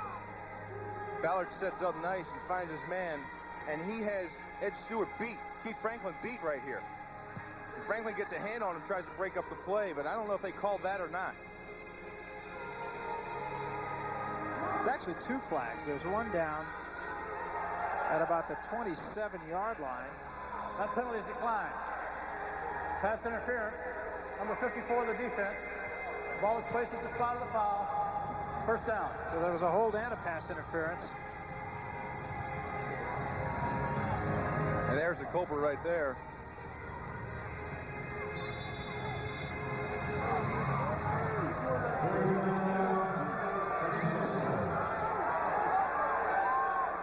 So a first down at about the 26-yard line, and a give to Dickerson is good for about 2. I'll tell you what, Amsterdam Admirals defense is really putting some pressure on Scotland. The last 3 offensive snaps, I mean, the defensive backs are right up on the line of scrimmage, about 2 yards off the receiver. I mean, these guys are playing man-to-man on him, and they don't care. They're going to keep it coming after him. And there they go again. Dickerson and Stacy, the setbacks behind Ballard. LaChapelle back in the ballgame, comes in motion. Ballard rolls, throws, caught by LaChapelle, first down. Well, they may say he was knocked out of bounds short of the first down. I think it might be a yard short of the first down from where the spot is, and it will be. But I'll tell you what, Ballard has his team moving very efficiently. So see LaChapelle, what he did there is he came in motion to the inside to get the DBs turned around a little bit, and they just came up and ran a nice out pattern there for about 5 or 6 yards and a nice pickup. But when you're playing man-to-man defense and they're up smothering the ball like that, that's what you try to do, create a little motion or run some crossing routes or some picks to try to create separation. They go out of the I formation, 3rd and short, pitch to Stacy. Stacy will have the first down, I believe, but it's going to depend on how generous his spot he gets. It's going to be close. You know, Mike Evans has really been a factor in this game. Watch number 97 to the right of your screen. You see him out there? Watch what he does. He holds up that whole corner, then takes on the lead blocker, Dickerson. And that stuffs the whole thing up. We've called his number 97, several times today. He's been all over it. And it is a first down, not by much, but it's a first down at the 14-yard line. And they'll let Ballard go, and why not? He's done a very good job so far. LaChapelle slots inside of Murphy to the left this time. Ballard will go upstairs once more. Looks to the end zone, deep end zone, and it's caught by LaChapelle for a touchdown. It is Yo Murphy. No, it is LaChapelle who made the catch. Well, there they were in man-to-man coverage again. And when you get man-to-man coverage, Sean LaChapelle is the guy you want to go to. Watch him run this route. He's going to come into the left side of your screen. See the separation he creates right at the end? And then he uses his height to go up and get the ball. Getting his body between the ball and the defender, too, and they were telling us he does that so well, and that's the reason they feel he can play at the next level. Try for point, on its way, in the air, and good. And let's give some credit to Jim Ballard, who hasn't thrown a pass in anger all year long. who drove this team for their first touchdown. Yeah, watch Jim Ballard. He comes in third quarter, and watch him standing there with some poise, and watch him deliver the hit. He sees the hit coming. Jim Hanna, again, the guy that put Steve Matthews out, he sees him coming right into his face, and he stands in there and takes the hit and delivers a nice pass. Watch LaChapelle, man-to-man coverage with Tommy Jones. Takes him up and then turns him around. And as he turns him around, Ballard throws a nice ball, throws it so where only Sean LaChapelle could catch it. Ballard, prototypical size for an NFL quarterback. 6'3", 225 pounds. For LaChapelle, his 6th touchdown catch of the year, and that was a big one. You know, and I think Jim Kreiner made the right decision by going with Ballard. You know, Steve Matthews was taking some shots back there, and he was getting rattled. And why have a guy in there who's injured and he's going to go back in and be protecting himself and worried about taking a hit? Ballard's in there, gets some new blood in there, and he goes down and marches the team downfield. Come on now. Bend your knees. You got to bend your knees now. Yeah, on that short yardage, hit that sucker with everything you got. Jim Kreiner talking coachees. Twisting kick this time. Headed for Theo Blanco, and Blanco gets back to about the 27-yard line, and that's where the Admirals will start. Now comes the course of the game, Barry, where you find out what your team's made of. Okay, it's easy to be good when you're up by 10, and it's easy to rush the passer defensively, and it's easy to have some good momentum offensively, and things kind of happen. But now you have a 3-point ball game, and everything you do is crucial to the outcome. It's interesting to see what's going to happen here with Amsterdam. I was just going to say, this is an important possession, I think, for Amsterdam. Mo has shifted a little bit toward the Claymores sideline to give on a little bit of a delay this time. And Claymores came away with the ball, and they're saying, we got it, but the officials are saying, oh, no, you don't. One of the things Amsterdam wants to do is run with 5 men in the box. And what that is it's 4 defensive linemen and 1 backer. And the reason there's only 5 in the box here is because they have nickel situation. They bring in 6 DBs with the 4 wide receivers. So they should be able to have the matchup and be able to win the war up front, but right there they didn't. And it was T.C. Wright who carried the ball, incidentally, and Wright did not play for the last part of the first half. It was Ben O'Brien at the setback spot, so T.C. is obviously all right. Good pressure on Fuhrer that time, but the pass is away. It is caught by Chandler for a first down. Will Fuhrer out of Virginia Tech. Feeling more comfortable every week, it seems, in this offense. Has some good numbers today, and the big thing is there's no interceptions. Last week, he threw about 4 interceptions, and that was a lot of the problems. Plus, they couldn't run the ball. Today, they're doing a little bit of everything. 4 interceptions and a couple of should have been interceptions. Double slot once again. T.C. Wright, the lone setback as the sun starts to set here on Olympic Stadium. Fuhrer steps up in trouble. Down he goes. First sack of the ball game, and Gerald Jeffcoat.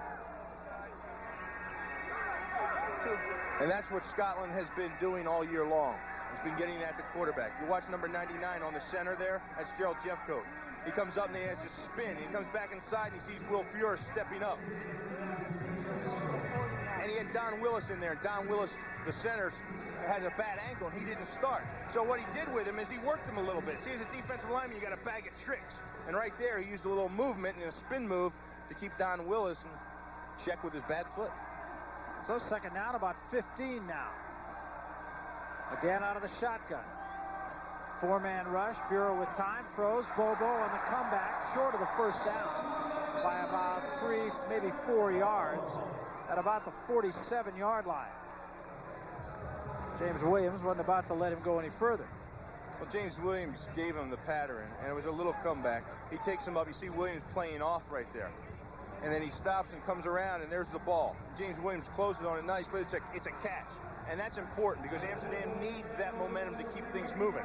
In the past, Will Fuhrer, there's no telling where that ball could have gone. It was a nice throw. Big play here, 3rd down and 3. And again, they'll go out of the shotgun with T.C. Wright, the lone setback.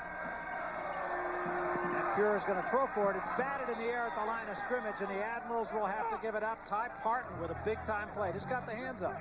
Yeah, Ty Parton has really been a force for this defense the last couple weeks. And we haven't called his number much today, and we haven't called many of the Claymores numbers.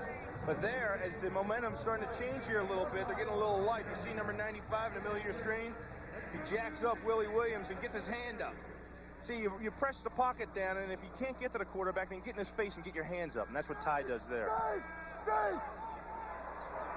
Twisting kick this time, and this is going to be Gissendaner back at about the 8-yard line. Slips by the first man, but is stopped as he crosses the 15 to the 16, a return of about 8 yards. And now the Scottish Claymores in a situation where they can do a little bit of business, and they will do so, apparently, with their backup quarterback, Jim Ballard. So why did you leave AT&T? I fell for the gimmicks. I was just auditioning different companies. And I thought, well, gosh, maybe I'll try it and just see. And? I'm disappointed. I miss AT&T. AT&T misses you, too. So we're making it easy to come back. Anything that makes my life easier, I'm for it. How does up to 100 free AT&T minutes sound? I like free minutes.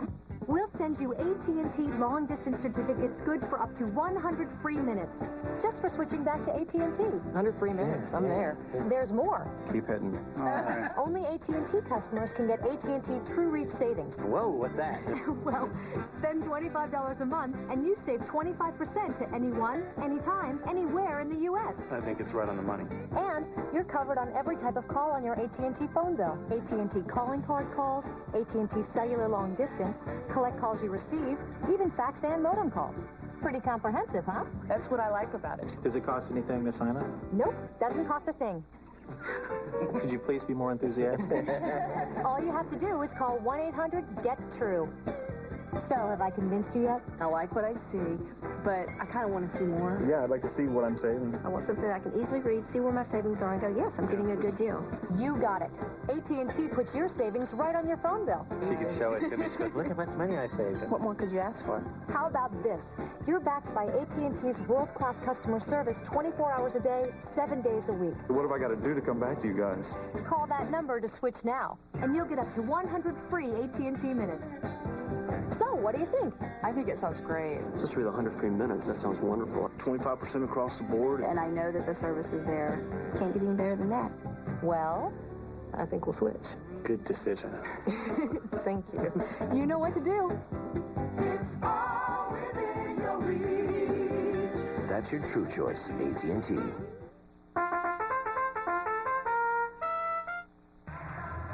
Well, dusk started to settle into Amsterdam Stadium, although we expect that the sun will stay up until after this ballgame. It doesn't really get dark here until about 10 or 11 o'clock at night. However, the sun is getting lower, and I really think the team that is going from our right to our left, the way Amsterdam is going right now in the fourth quarter, is going to have a heck of a time looking back into the sun to try to catch a pass.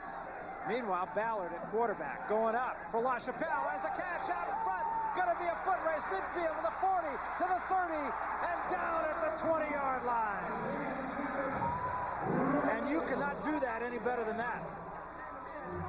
Well, I said it was a good call by leaving Jim Ballard in, and I'm not sure what his percentage is, but I think he's only dropped one. He has some nice time in the pocket. You see him set up, and he finds Sean LaChapelle. Right here again, he threw man-to-man coverage, and he had no safety help on Kelly Sims. And he gets behind him, and you see it's a foot race. What Sean LaChapelle can do is create separation and find an opening. You'll see here from a different angle. So Steve Matthews isn't the only guy that likes to go to LaChapelle. When the game's on the line, this guy has an innate ability to make things happen. He'll find a little flaw or a little hitch in something that the defender's doing. He studies the game very hard. And he'll utilize it, as he did in that situation right there, and as he did on his touchdown. 63 yards on my abacus, and that would make Ballard. Now, that's not a bad line. 514 yards and a touch. Jim Kreiner. Well, there Jim Kreiner goes over and tells him, well, what are you going to tell him? Keep doing it. Keep doing what you're doing. You're doing just fine. LaChapelle now making himself a factor. Over 100 yards in pass receptions and the touchdown, and that was not an easy catch. A player like LaChapelle is just going to surface at some point. You keep him down for a while, which the Admirals did, but all of a sudden rearing his ugly head. First down, And a give to Stacy. A reverse this time for Gissendaner. He's got all kinds of blocking. He's got 20 a touchdown. to the 10, to the 5. Touchdown! Well, they saved the secret weapon for a certain time. And I've been hearing now for about 4 weeks, you know, some way we've got to get Lee Gissendaner the football in our offense. And they really sell this thing. They run the play that they're noted for. The 27 power O to Stacy outside, but then coming back out of the receiver position is Gissendaner. And they caught the Admirals over pursuing. Their defense has been very hungry, and they over pursue, and here comes Lee Gissendaner out the back door. 2 plays, 84 yards, and the conversion and the lead. And in the space of about 2.5 minutes, the complexion of this game has changed entirely. Yeah, but the Amsterdam Admirals can't get down over this. I mean, they have to understand what happened. I mean, they're playing aggressive defense. That's been doing a heck of a job for them. Right here, they get tricked on a trick play. And as a defender, there's nothing more than a guy hates at getting beat by being over-aggressive. I mean, as a defender, you're taught to be aggressive. And here, their whole defense is over on the right side of the screen, chasing around Stacy. And a nice finishing block by Tom Barnes just to get Gissendaner into the end zone.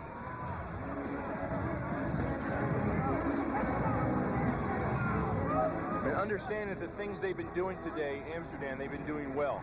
And they have to step out of the frame to take a look at the picture. I mean, yeah, the score indicates they have a 4-point lead.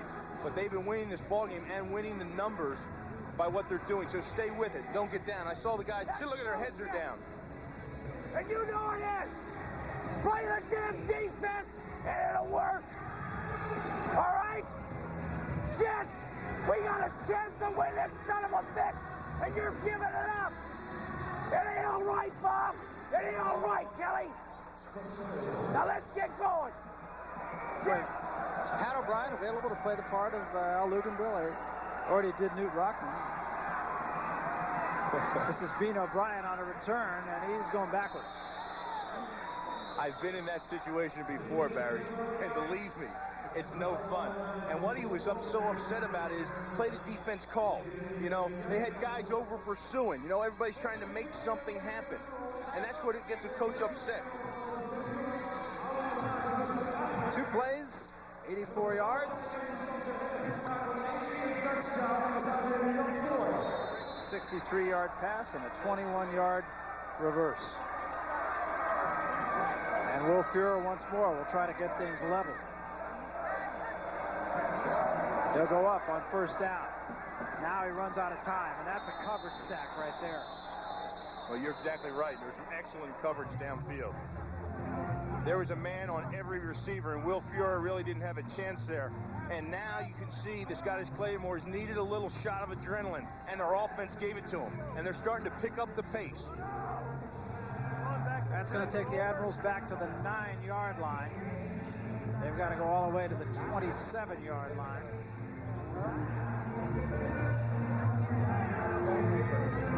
Second down, 18. A couple of the trips left this time.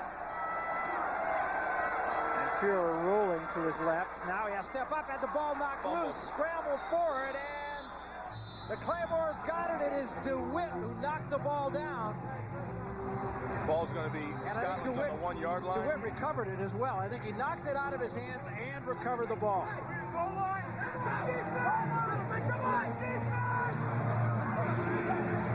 Well, Scotland was playing pretty flat throughout the better part of the first half.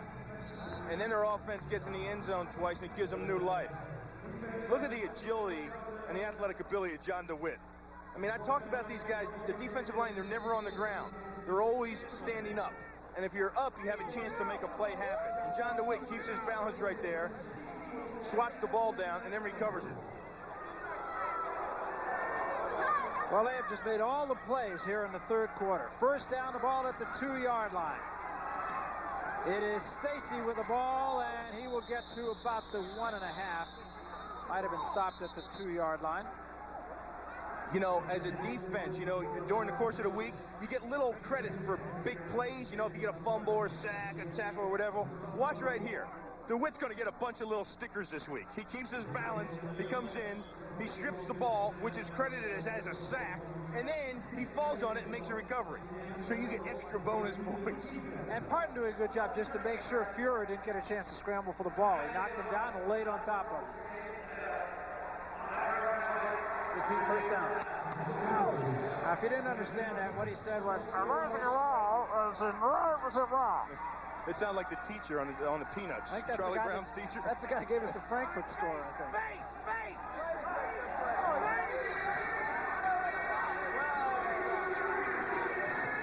John DeWitt giving his offense a look to the easy touchdown. Damn right, better. They're trying to pretty incensed about something. I'm not quite sure what. He needs to watch himself being out there on the field. That's a penalty in itself. I mean, there was a 5-yard penalty assessed, which is going to bring the ball back to about the 8-yard line. 90 is an eligible number. No, you're wrong. 90 is an eligible number. What happened is they're in big personnel, okay? And 98, Matt Storm, an offensive lineman and a tight end, comes into the game as a tight end. He doesn't have to report because he has a 90 number. He is a tight end. But the officials treated him as an offensive lineman and said he needed to report. And Kreiner's saying, no, he doesn't. He has a 90 number. And if that's true, he was in the ballgame before as a tight end. I specifically noticed that. And so if it was a call that should have been made, it should have been made the last time. Because he wears that number 98, he can come in and play tight end and not have to report. But the penalty will stand, and it'll be first down and goal back to 7-yard line. In motion this time is LaChapelle, and straight back to pass is Ballard. Throws underneath, intended for Dickerson, and incomplete.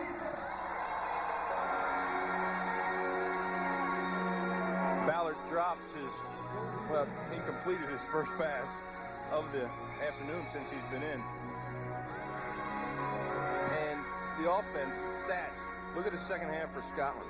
What a turnaround. Absolutely opposite of what happened to him in the first half. And it all happened after Steve Matthews went down. I mean, that's where it started. So it'll be second down and goal to go from the 7. Little fade pattern for Yo Murphy. Goes up. Got it. Touchdown. Just that simple. Nice play all the way around. Jim Ballard throws a beautiful ball. A nice fade, as you called it, and put some air under it is what it is. Fade pattern, and it just comes down to who goes up after the ball. And right at the very end, Yo Murphy, who the coaches have been praising all week, saying what a player he is, we need to get this guy the ball more, goes up and makes a nice grab. Yeah, in fact, Jim Kreiner told us Yo Murphy is almost as good as Sean LaChapelle. He said when he goes up, he comes back with the ball. And that's exactly what happened there. Try for point now is on its way and good, but whistles blow and flags fall, and we'll get it all cleared up. Give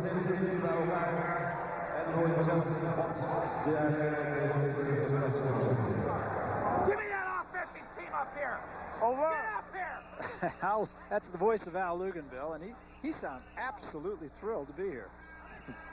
I can tell you who's not thrilled is that offensive team that's gathered around him right now. 75 of the offense, 5-yard penalty. Repeat the try. You fucking quit. Hey, it's cable television, right? Now, it's a good thing we're on cable television because Al is just chewing some butt over there, and the players are getting a shower. Al's yelling, spitting on them. Gavin Hastings converts despite the penalty, and it is all going away with the Scottish Claymores now, as they have now jumped on top of the Amsterdam Admirals by a 21-10 count. 5:37 remaining, third quarter. The Colgate Plus toothbrush meets old Squarehead. At first, it was hard being the odd-looking toothbrush, but it's my dual bristle design and diamond-shaped head that helps me clean teeth and massage gums so well. And so comfortably. No Squarehead could beat that. So, my neighbor moved out, and Peggy moved in. Colgate Plus, the odd-looking, super-cleaning, comfy-feeling toothbrush. Looking for something? Yeah, that dime from Sprint's long-distance plan. Having trouble finding it, huh? Yeah. Well, that's because depending on when you call, the Sprint cents rate isn't always a dime. It could be a quarter or 65 cents on calls to Canada. Oh. Try AT&T True Reach Savings. On average, most people can save more than with Sprint cents when they spend $25 a month on calls in the U.S. Plus, you'll always save more on calls to Canada. Wow, I found what I'm looking for. That's your true choice, AT&T. They crawl, they hop, they slither, they're pets, and they won't be stopped! Unless you watch the Pet Department, only on FX. If you miss it, be very afraid. It set the standard in do-it-yourself books. But now, we've made the best even better. Introducing the all-new Home Repair and Improvement series from Time Life Books. With new color illustrations, step-by-step instructions, and a new spiral binding so books lay flat. It's never been easier to save money and create the home you've always wanted. You'll learn how to build a deck your family will enjoy for years. The tricks of the trade to install a new patio. Call now to examine decks, porches, and patios, free for 15 days. Keep it for the special low TV price of just $1.99. Use your credit card and get this Stanley tape measure absolutely free. Other volumes will follow. Keep only those you want. The new Home Repair and Improvement series from Time Life Books. We've made the best even better. Call 1-800-318-1919 now to get decks, porches, and patios for just $1.99. That's 1-800-318-1919.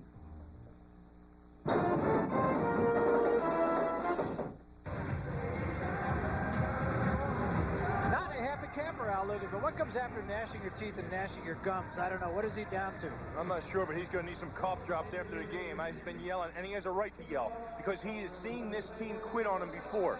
And right now, if they get down, if they get their daubers down and quit, they're going to be out of World Bowl race. It's going to be Blanco on the kick at the 10-yard line, to the 20, to the 30-yard line, almost broken. Got across the 30 to the 34. Well, here's what's happened to the Scottish Claymores. It takes strange things sometimes to be a catalyst for a football team, and Steve Matthews, and you hate to see any player go down, especially a quarterback, but Matthews goes down, and all of a sudden a fire is lit under this team. Well, yeah, and it really happened, I think, at halftime. You know, they went into halftime, and I think Kreiner did a little bit of what he's doing right there. Both coaches of the fire and brimstone order. Fuhrer will put it up, throws, and one hops it, intended for Chandler at midfield.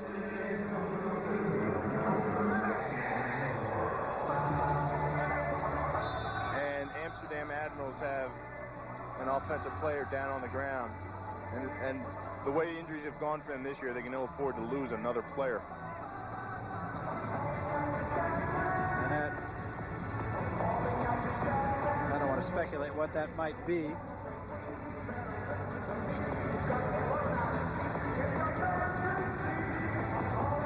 Well, if you are just joining us here on FX or on Sky here in Europe, here are the standings in the World League of American Football, and the team we're watching, the Scottish Claymores, trying to make it 7-1.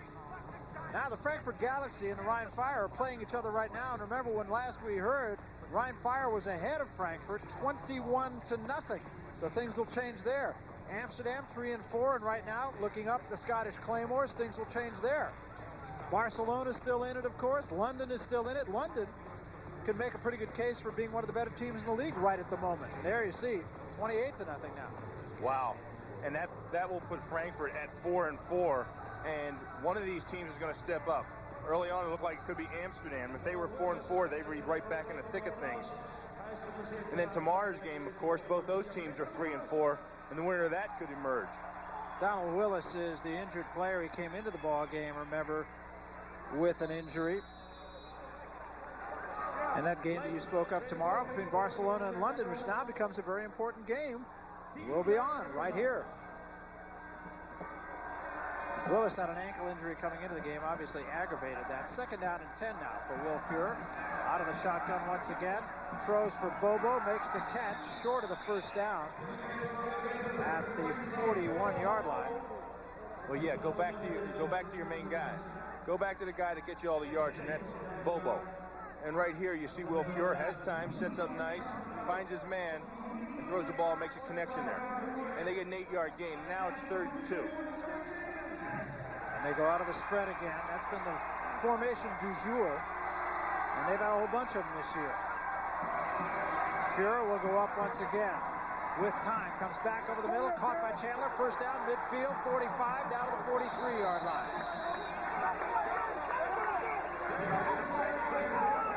Well, that was Darren Chandler. And what he did right there that was really nice was after he made the catch, he knew where the open field was. Now you're going to see him catch the ball. Fuhrer looks off to his second read. It was a nice job reading the field by Fuhrer. And then he spins to the open field. He knew he has before he ducked it on his inside.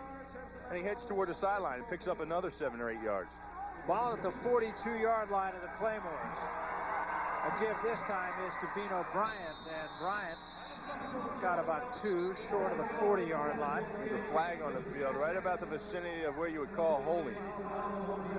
Well, look at Al Luganville, and as soon as he sees that, he knows his team may have a problem again, and is going to go against Amsterdam.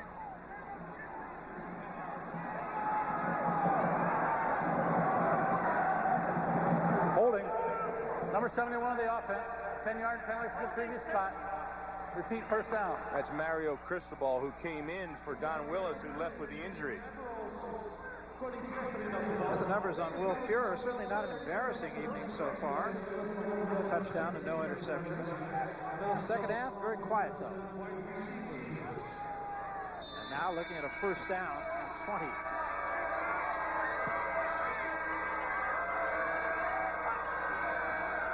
Come with a blitz, and Fuhrer throwing deep. And it is incomplete intended, as they had 2 receivers there. David Jones was there, and so was Darren Chandler, and I'm not quite sure who that was intended for. Well, both of them were deep routes. They sent him on goes.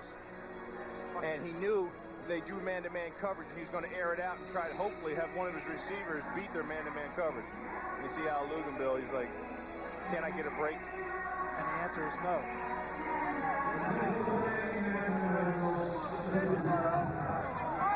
Second down and 20 now. Again, double slot out of the shotgun. Fuhrer rolling left. Now he'll run midfield, 45. Head down to the 40-yard line, and he got back about 12. It'll be 3rd down and 8. Well, you know, for Will Fuhrer, he's just got in a situation where he's been yelled at by the coach, their offense is chewed out, and he's got to lead by example. And right here, he does that. He's got to find a way to move the team. And if everybody's covered, he's got to pull it down and run. And he picks up 12 of the yards they needed. They were 2nd and 20, and it puts them in about 3rd and 8. Herman Carroll, starting defensive left end, came off limping for the Claymores. 3rd down and 8 now. Fuhrer throws, caught by Bobo, first down at the 30-yard line. Nice job by Bobo to hang on that time. That was a nice job by Philip Bobo. See him at the bottom of your screen right here? He's the slant pattern, the inside. Diedrich Smith had the clearing route, and he cleared everybody out. And just enough for the first down. That's a very big play. The Admirals need a confidence builder here. Really could use a drive. Numbers on Bobo. 4 catches for 49 yards. And a first down at the 30-yard line. 1 hopper on the snap. Fuhrer digs it out nicely, but now he's got no place to go, and that's grounding. Joe O'Brien came storming up the middle, number 90, defensive lineman for the Scottish Claymores. See him right there on Mario Cristobal. Boy, that's jacking up a center. Then he throws him down and just applies the pressure to Will Fuhrer. Will Fuhrer has people all around him and throws the ball down. Now, if he was out of the pocket, he could throw that ball and it wouldn't be intentionally grounded. But because he was in the pocket and he threw it and there wasn't a receiver around, then comes the penalty. Every time you see a play like that, you smile. Yeah. D linemen are all alike, you know? Yeah, and these guys smile, too. You know, yesterday we were talking to their defense. Remember, Barry, and every time we talk to them about hitting or some of the big plays they make, they get this sinister look on their face. They're like, yeah. Speaking of which, though, I was really impressed with the fact that these guys genuinely seem to care for each other. You know, it's one of those great intangibles of what composes a, quote, team. And Whatever it is that does, these guys seem to have it. And emphasis on team.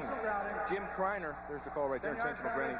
Jim Kreiner said, you know, he evaluates these guys as people first, then players. He said he cut a bunch of guys in training camp that had more talent so he could keep quality people around that are team guys. And if you talk to any of the players, they don't want to talk about themselves. They give credit to Ray Wilsey, Kreiner, the other players.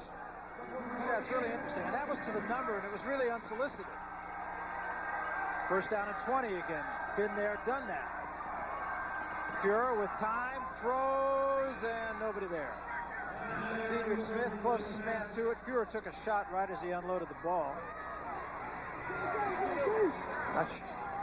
Not sure what Will Fuhrer was looking at there. Here, see number 99, Gerald Jeffcoat, come into the picture and just put a lick on Will Fuhrer right underneath his chin there as he throws that ball. And maybe that had something to do with that erratic throw, Barry. Could have. Not far from pass interference, incidentally, as soon as you get that forearm up around the helmet, flirting with disaster. Second down and 20. They go play fake this time, and Fuhrer airs it out, got a man out in front, and unable to hang on was Chandler at the goal line.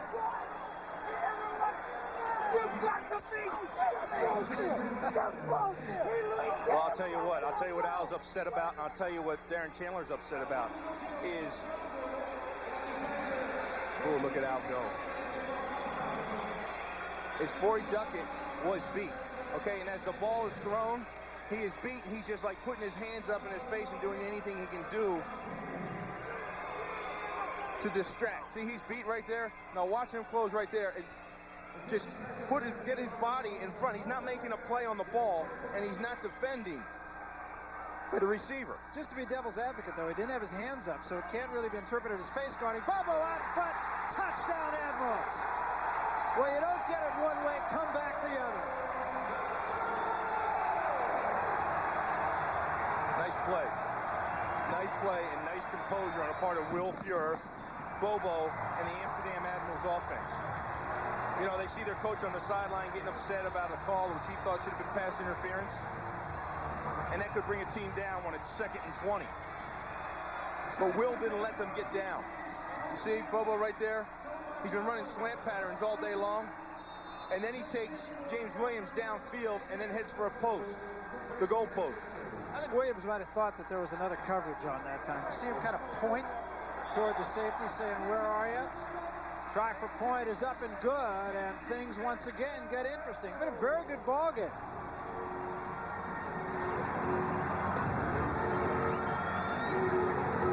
Will Fuhrer's throwing his second touchdown pass. Take a look. Yeah, I'll take that one. And he's got his team right back in the game. He hasn't quit. And he's talking upstairs, offensive coordinator Joe Clark. It's been a long third quarter, hasn't it? A lot of scoring in his third quarter. 21-17 ball game. We've had 4 touchdowns in this quarter. And there are still 57 seconds left. And you know what I noticed? I look over the Amsterdam Admirals sidelines, and all the players are standing up now. You know, before when they came off earlier, you couldn't have anybody standing up. They're all sitting down the bench. Nobody wanted to get around Al Luganville. So they all went over to the bench and sat down. Now they're all up on their feet. See him? I think, though, that's just because they're a moving target. You see, you can't get to all of them now. But it's interesting that, you know, how emotional this team is, and it actually plays against them sometimes. And Al Luganville wouldn't be denied. He wouldn't let them slip down into the tank. He got in their face and said, no way. You know, guys aren't going to do it to me again. And you got to admire Will Fuhrer, too, as you said. He just kind of hung in there. He's playing his game. Let what goes on the sideline go on, and I'll take care of business. And he did just that. This is Gissendaner on the return at the 20, and he is whacked as he gets to the 25-yard line by Robert O'Neill. Yeah, it was Robert O'Neill, and he was a safety. And I think he was getting a little revenge there on the fact that he was a safety that got beaten over pursued on that Lee Gissendaner reverse. So he wanted to get a little payback there. So Jim Ballard will come back into the ball game now. Allocated player from Cincinnati out of Mount Union College. And look at the numbers on Ballard and the numbers on the starter, Matthews, who had a tough time. It was under siege much of the day.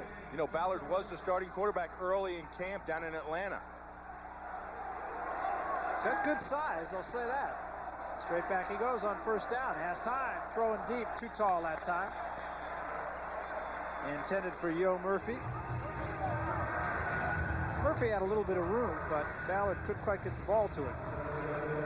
Just overthrew him a little bit right there. You know, Yo Murphy ran a nice route. There's a look at Jim Ballard and the numbers on him, and he's still young quarterback. One of those guys that you have an idea might be able to hang around the National Football League a little bit. You could tell Kreiner had no problem going to him and keeping him in there. Also, perfect guy for this league. Play fake and an inside handoff this time to the fullback, Kai Hollow. And fists fly. Kelly Sims and Sean LaChapelle. You see him, they're getting a little fisticuffs down there. Kelly's not beyond doing a little woofing. Well, what it is Sean LaChapelle is such a good blocker. He's down there blocking the safeties in the corners, and they're getting a little upset about it. And with that, the third quarter has come to an end, and it was nothing if not exciting. 4 touchdowns, and it's a 4-point game. 21-17, Scotland. Testing for your love. Very white. Checking for love. The Love King. Can't get enough of your love, babe. I love you, man. I love your style. For the great taste that won't fill you up and never let you down, make it a Bud Light. I had it right in my hand. You saw it. I just wasn't satisfied with the way my headache medicine was working. And then my doctor told me about a medicine called Arudis. Of all the prescription pain medicines, 82% of doctors surveyed have prescribed Arudis. And now it's available in a non-prescription strength. Potent new Arudis KT. Just 25 milligrams is as effective as 400 milligrams of Motrin IV, 440 of Aleve, or 1,000 milligrams of extra-strength Tylenol. Now I've got Arudis KT. New Arudis KT, the potent medicine for pain. 7 Up attitudes. It's the giving. It's the way it makes you feel. It's the lift that you get. It's a rhythm in your step, 'cause it's cool and it's wonderful and it's lemon and lime. It's an up thing. Does it every time. It's clear and it's wonderful and it's totally fine. Hey, it's an up thing. Check out the hottest alternative music online. Are you ready to rock with the World League? Tomorrow, the London Monarchs try to spoil the plans of the Barcelona Dragons in their quest for a World Bowl berth. It's the World League of American Football. Tomorrow, 1 Eastern, 10 Pacific on FX. This week on Back Chat, we check out the career of Helen Hunt. We also meet Leroy Seuss, Dr. Seuss's weird cousin. And we celebrate our 2nd anniversary! That's Back Chat, Sunday 4, 3 Central.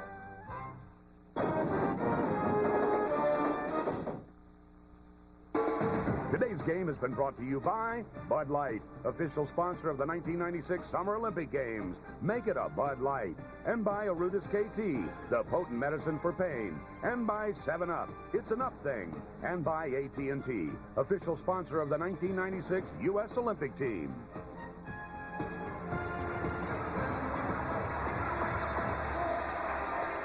Well, Bill, I don't know. Might be time for the Admirals to go for the good luck charm here.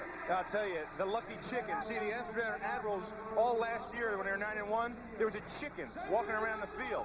In the first 3 games of the year, that chicken was walking around the field. Well, that chicken left. They haven't seen it. But this week, the players said they saw the chicken back at practice. First 7 weeks, it flew the coop. Straight back to pass once again, Ballard. Ballard throws, little comebacker, and the ball is caught once more by LaChapelle. And that's going to move the sticks. Watch LaChapelle right here. Watch him work the DBs. See, he has 2 of them on him, and he knows exactly where they are, and he knows exactly where to stop and turn. Sean LaChapelle is a student of the game. He studies it. He studies every aspect of the game and the person he's playing against. Every one of the coaches says this guy has got to be playing at the next level. Was hurt last year. We'll talk a little bit more about that. Here's that inside handoff to the fullback once again. Kihilo, and Kihilo gets it across the 40-yard line to the 41. And interesting to me, offensively, the Claymores giving the Admirals a very different look here in the second half. Completely different. It looks like something they drew up on the sideline they thought could work. You know, they're trapping the other way. And what I mean by trapping is they pull one of the guards. And usually they trap to the right, but now they're coming back and they're trapping to the left, and they're using a fullback. It's a fullback trap, and they're not handing the ball to Stacy. They've had a little trouble with the fullbacks holding on to the football this year. That was something Jim Kreiner was talking to us about yesterday. Not so far today. 2nd down and 5. Pass. Blitz comes. Ballard unloads. Ball is caught by Tate. 1st down at the 45-yard line. Claymore's really clicking right now. And it's funny to see that they're using the other avenues. You know, I always wondered with Claymores, hey, if you take away 27 and 88, you know, what do they have? And they're showing you. They go to the fullback, then they're getting a tight end in the mix of things. Yo Murphy has a touchdown. You know, so they're showing you that they don't only have 2 guys offensively, they have other weapons. And Ballard's really showing me something, too. He's showing me a very good touch when he needs to have a touch, and he's showing me a rifle arm when he needs to really gun it in there. 1st down at the 44. Here's that inside handoff to the fullback once again. A little misdirection. It gets about 2, maybe 3 on 1st down. Pascal Davis makes the stop. That's the old let them see it until they stop it. Yeah, and you know, they're getting 2 or 3 yards a carry. And that's not bad for them. But you know, for Amsterdam, it's really good for them, because look at the difference as opposed to last week. When they went against Vincent and the London Monarchs, they gave up 232 yards rushing. Tonight, only 50. So they've got to be happy with their performance thus far. And you got to think they might be setting the table for Stacy, too. They're going away from him. They went on a reverse for a touchdown once. Ballard slips, steps up, runs, has a little bit of room inside the 40 to the 39, and Rico Max sticks him as he crosses the 40. Great athletic ability shown right there by Rico Mack. He's running full speed towards him, then slams on the brake and wraps him up. Kind of like a bulldog. Calf roping, you know. Comes out there, grabs the calf, wraps him up. Now you have to tie 3 legs together real quick, Rico. 2 legs in the hand. See, that's called bulldogging in rodeo. They didn't do much bulldogging where I was. Only doggies where I grew up with dachshunds. 3rd down and 5. Play fake pass. And Ballard will run. He's got all kinds of room. 35, 1st down. Great job. And he ran right around the defender, who I think was Jim Hanna. It was Jim Hanna. Jim Hanna couldn't get away from the grips of James Spencer. You're going to see to your right side there, number 93. Watch. Spencer has him locked up, and Ballard just steps around him. And the receivers are covered. So he finds a little crease and takes it upfield for a 1st down. I mean, Jim Ballard's really showing you that, hey, he's capable of running this team. Showed a lot of moxie, too. Knew exactly where he needed to get. Went feet first. 1st down at the 33-yard line. Split backs. Straight back Ballard on 1st down. With time. Waits for the clear out. Stacy can't hang on. 2nd drop pass in the backfield by Stacy. Now you can see right where he caught the ball, though, the sun is coming right into his eyes. But I'm not sure if that's an excuse or not, but it hit him in a bad spot, maybe the hands. We talked about that sun. There it is. You can see it's low over the rim of the stadium, and when the receiver like Stacy looks back, that's what he sees. That's what he's seeing, and he can easily lose the ball in there. Boy, Ballard, how about those numbers on the day? And you know, Scottish Claymore's team has so much depth. I don't think any other team has that good at quarterback position, that much talent. Going up again, going deep, got a man out in front. It is LaChapelle for the score. And once again, perfect execution. Perfect execution. How about a perfect pass? Could that have been any sweeter? What touch by Ballard. Watch LaChapelle. Gets into him, gives his defender a little wiggle right there. That's Kelly Sims he beat. He's lit Kelly Sims up today. I hate to say that, but he has. And they say LaChapelle doesn't have any speed. The knock on him is he doesn't have any speed. And he's a big guy, and there is a trend in the National Football League these days, and that is big wideouts. This one's blocked. Now remember, this could go the other way should the Admirals be able to pick it up and run it in. They got to throw a flag on that. That was an intentional kick. Right. And they do. Not a bad idea, though. Could have saved 2 points.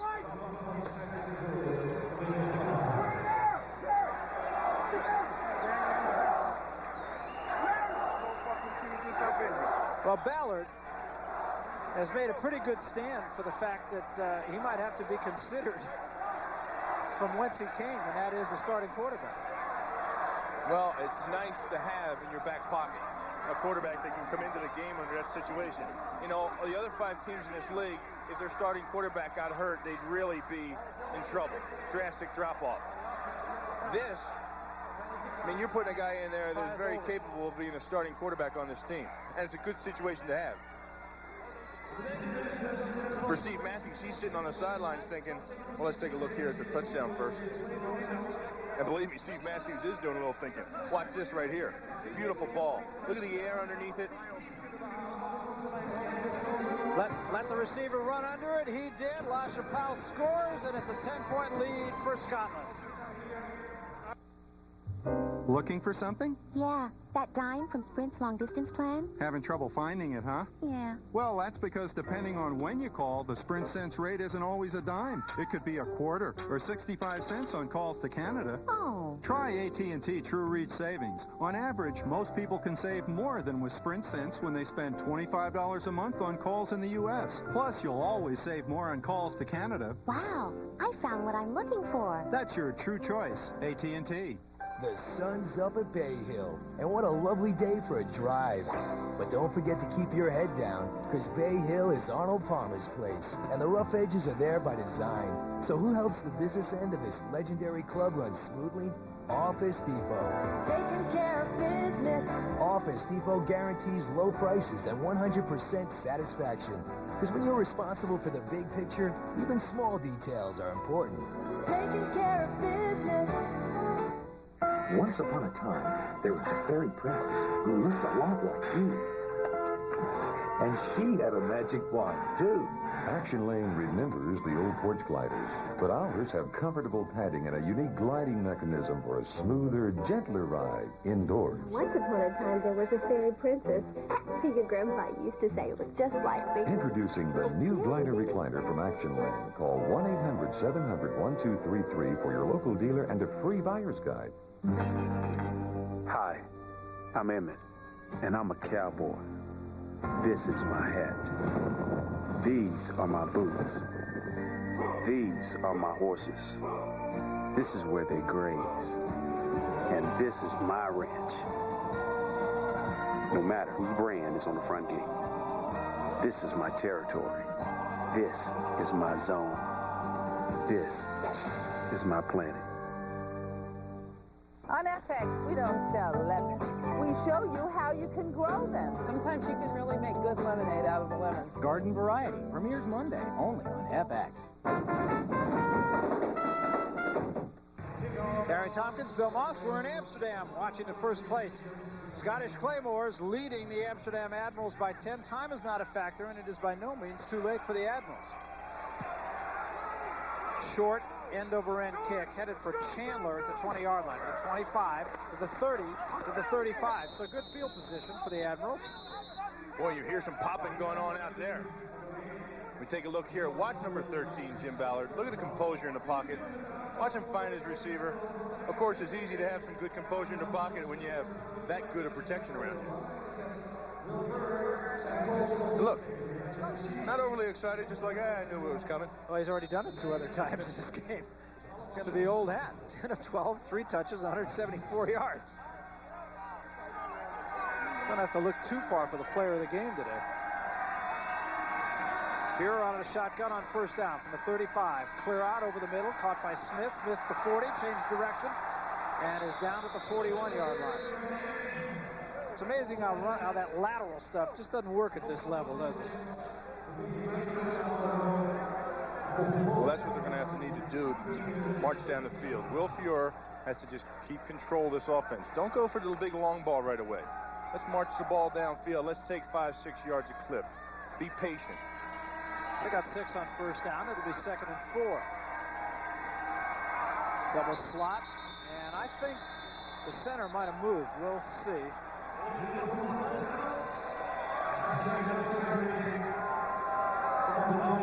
Ty Parton jumped across, but I think he was a little anxious right there. Encroachment. Number 95 of the defense. A 5-yard penalty from the previous spot. results in a first down. So there's a freebie for the Admirals. Encroachment always sounds so much more serious than it really is.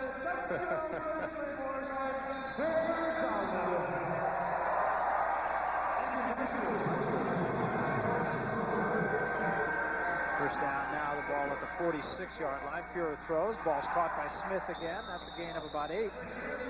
And a first down in Claymores territory. And Will Fuhrer is taking what they're giving him. Scotland's giving him everything underneath, and Will Fuhrer is being patient and taking it.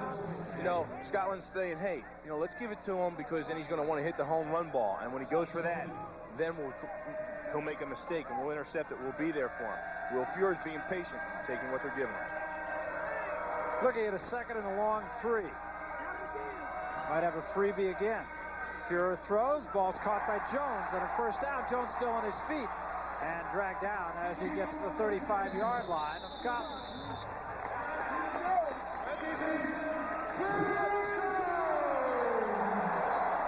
And meanwhile, the Rhine Fire dominating the Galaxy in Frankfurt. Boy, Frankfurt really struggling after they started off the season 4-0. And then they changed offenses down there, and an offensive coordinator changed, and since then they haven't been able to win anything. Things about to change dramatically as to who will be the opponent of the Scottish Claymores in the World Bowl. And Frankfurt appears to be going to be 4-4. Now Amsterdam has to take control of things here. Somewhere along the line, somebody's going to have to start looking at the Rhine Fire. Fuhrer in trouble, got away, throws in the middle of nowhere. Lucky on that one. He's lucky on that one. See, that's what Scotland's philosophy is right now. Wait till he makes a mistake, because he will make a mistake. And right there, he almost did. There's good coverage downfield. He has good time. He looks, can't find anybody. And right here, he tries to force it. And look, George Coghill, if he had his balance, would have picked that off. And had a lot of room in front of him if he did. Second down and 10. Ball at the 34-yard line of the Claymores. And Fuhrer steps up, throws, crossing pattern, caught this time by Bobo, and Bobo gets it down to the 15-yard line. Boy, was that nice. Was that nice all the way around. Good protection up front. Everything starts up front. Will Fuhrer sees the field. Now watch the change right here. See Dietrich Smith clear everybody out, and right underneath comes Philip Bobo. And as he makes his cut, Fuhrer puts the ball right on the numbers. So another first down, the ball at the 15-yard line. As we said, the clock is not a factor at all. 7.5 minutes remaining. And Fuhrer to throw again, does so, end zone, touchdown! Bobo just turned his man 18 different ways. Flag on the play. And that might be against Bobo if there is. He got his man turned around, and now the question is which way? Touchdown Amsterdam. I think that's right.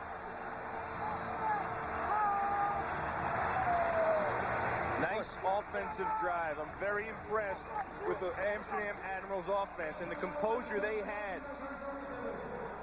Pass interference on the defense. The result of the play is a touchdown. Penalties decline. So Bobo with 2 big plays. One for the touchdown, one for a first down at the 15-yard line. And Bobo obviously forgetting about those stitches in his hand.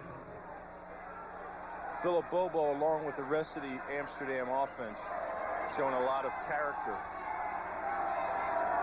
Bobo's 4th touchdown of the year, 2nd of the ball game. And this to make it a 3-point ball game.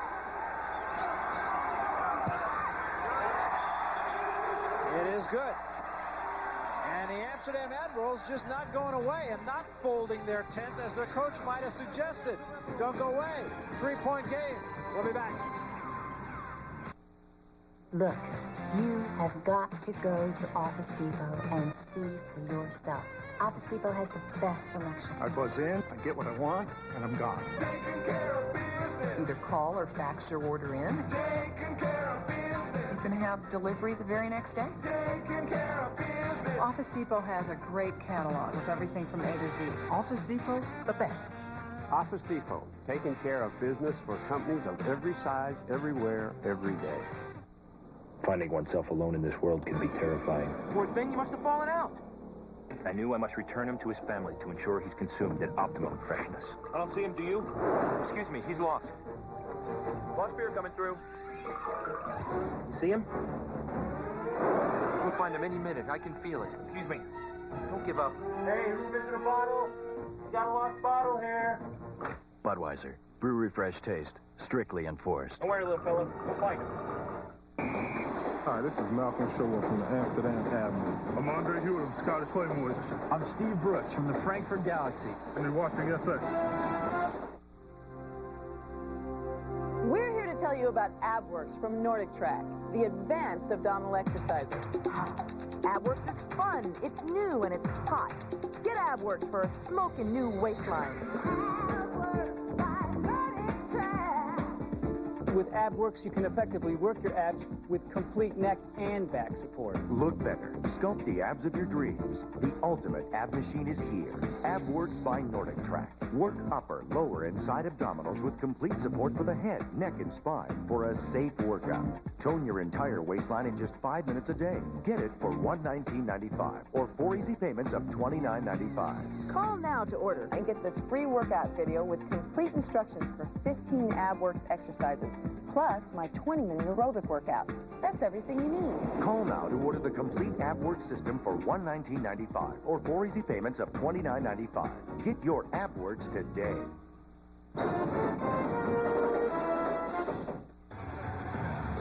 Barry Tompkins, Bill Moss, the sun's setting on Olympic Stadium, but it's shining right now on Bobo and the rest of the Amsterdam Admirals. They trail now by only 3 points.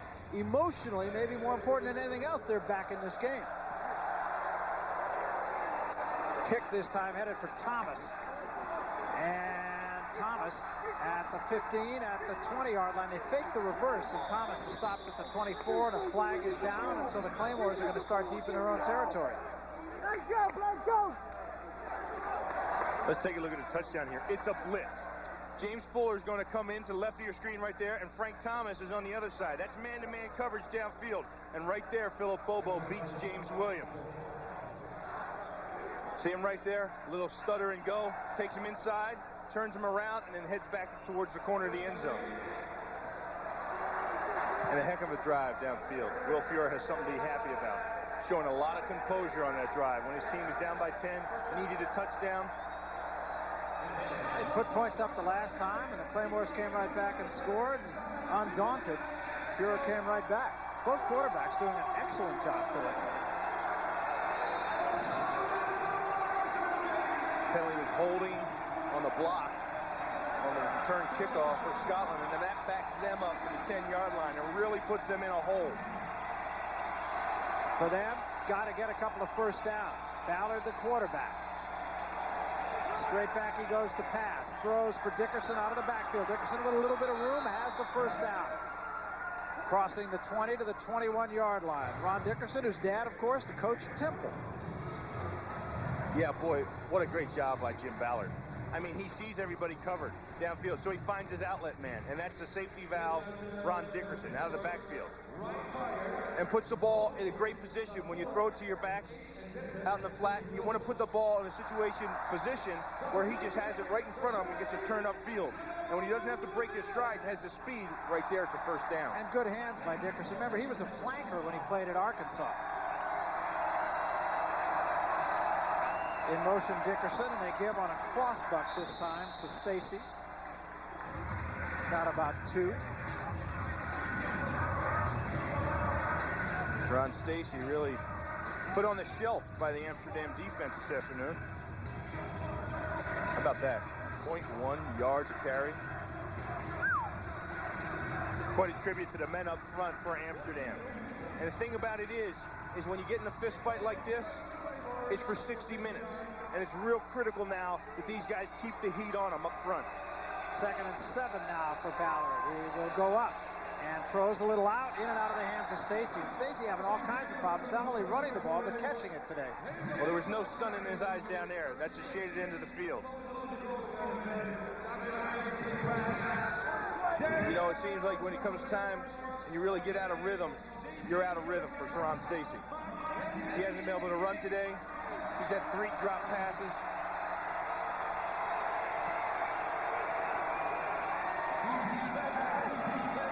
Third down and 7, a big play here for both teams. They go out of the I formation. Straight back. They swing it out of the backfield this time for Stacy, and Stacy is going to be stopped short of the first down. Big defensive series for the Amsterdam Admirals. That's really giving the momentum back to the offense. They've got a punt now. Scottish Claymores have to punt. And the Amsterdam Admirals are going to have a short field. Keith Franklin made the play, and he is jacked, and so are the Admirals, and what a difference a period of about 10 minutes has made. Remember Al Luganville accusing both his offense and his defense of quitting on him? Well, the dog's still hunting. How's that for a down-home expression? Yeehaw. And the punt will take a Claymores bounce, and it's going to wind up in pretty good shape at about the 28-yard line. So we'll jump off the track. It's a 3-point ball game, and the Amsterdam Admirals will have it with 5 minutes left. 7 Up Attitudes. It's the giving. It's the way it makes you feel. It's the lift that you get. It's a rhythm in your step, 'cause it's cool and it's wonderful and it's lemon and lime. It's an up thing.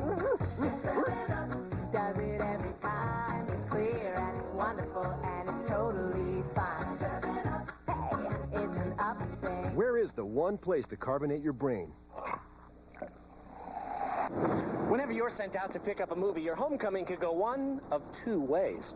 Homecoming A, homecoming B. To avoid B, give them a choice. Bring home a safety video. Blockbuster has thousands of videos to guarantee your success. Unless your safety video is, say, a documentary on the physiology of fungus. Fungus, Fred?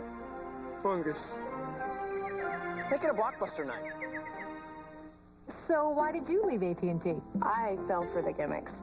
And I'm disappointed. I miss AT&T. AT&T misses you too. So we're making it easy to come back. Anything that makes my life easier, I'm for it. How does up to 100 free AT&T minutes sound? I like free minutes. We'll send you AT&T long-distance certificates good for up to 100 free minutes, just for switching back to AT&T. 100 free minutes, I'm there. There's more. Only AT&T customers can get AT&T True Reach savings. Spend $25 a month and you save 25% to anyone, anytime, anywhere in the U.S. You're covered on every type of call on your AT&T phone bill. What more could you ask for? How about this? AT&T puts your savings in black and white. What have I got to do to come back to you guys? All you have to do is call 1-800-GET-TRUE, and you'll get up to 100 free AT&T minutes. So, what do you think? I think we'll switch. Good decision. Thank you. You know what to do. That's your true choice, AT&T.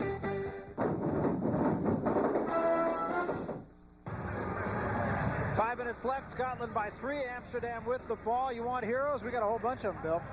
Yeah, and everybody knew coming into the game that Sean LaChapelle was going to get a bunch of catches. And on the other end, for Amsterdam Admirals, Philip Bobo is their go-to guy. These two guys made a big difference in today's game, particularly in the second half.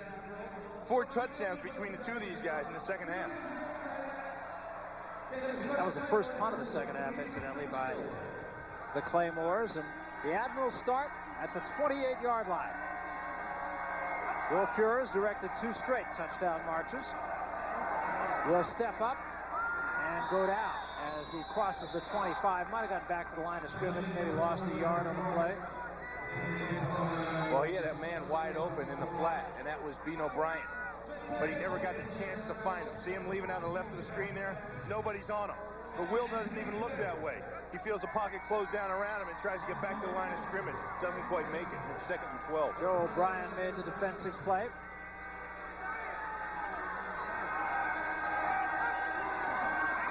Fuhrer again out of the shotgun, steps up, throws underneath, ball's caught once more.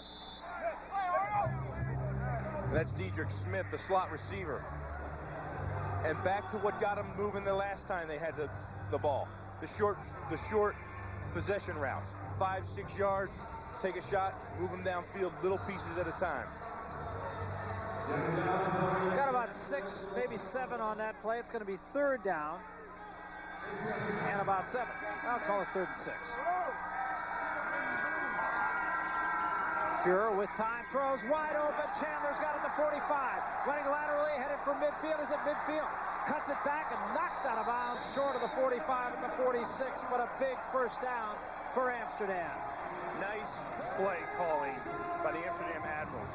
Joe Clark did a fine job on that play.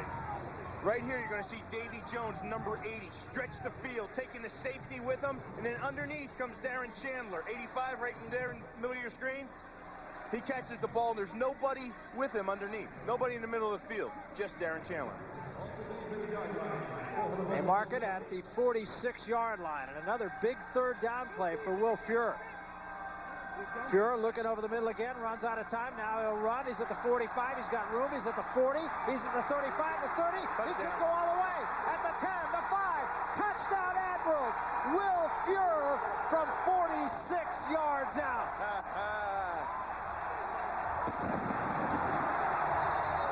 Darren Chandler, Davy Jones, they were covered. And when they saw Will Fuhrer take off for the sidelines, they came back and threw blocks. And that man is saying, what has happened to my defense? The best in the league.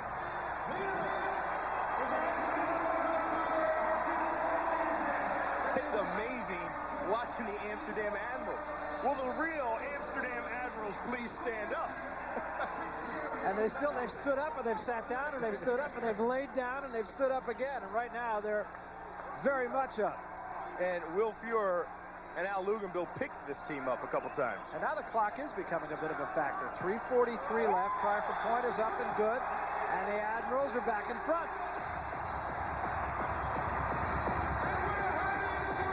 Will Fuhrer has had a spectacular run here in the second half. Watch number 7, Will Fuhrer, in the middle of your screen right there. He sets up in the pocket. Can't find anybody. Has a lot of time. Ducks out of the pocket to try to see if he can free somebody up. Can't, so he heads for the sidelines. And see the block thrown there by Davy Jones? You see the clip thrown there. Well, we saw it, but the ref didn't. Nothing but daylight.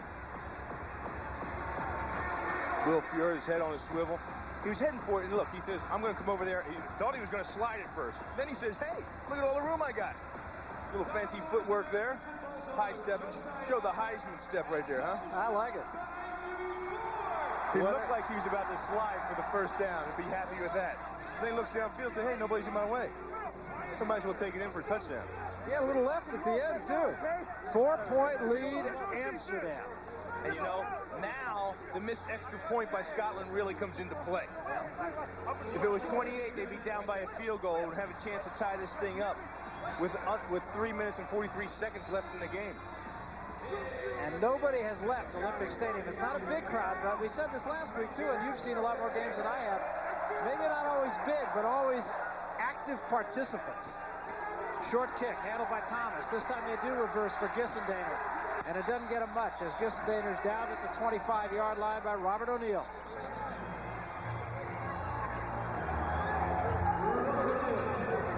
Well, things are really heating up. The Rhine is beating Frankfurt 31-0. So Frankfurt more or less lost this game. And that's going to put them at 4-4. Now, if Amsterdam can find a way to hold on to this lead, and they'll be 4-4. And then it would be a battle between Frankfurt and Amsterdam to see who's going to get there down the stretch. And those two teams play each other the last week of the season. I don't think it's quite a gimme yet for the Amsterdam Admirals. 3:35 left. That's a gang of time, of course. Ballard straight back. Going to put it up. Throws. And it is intercepted. Intercepted by Robert O'Neill. And I have to say, Yo Murphy was wide open on that play. Wide open.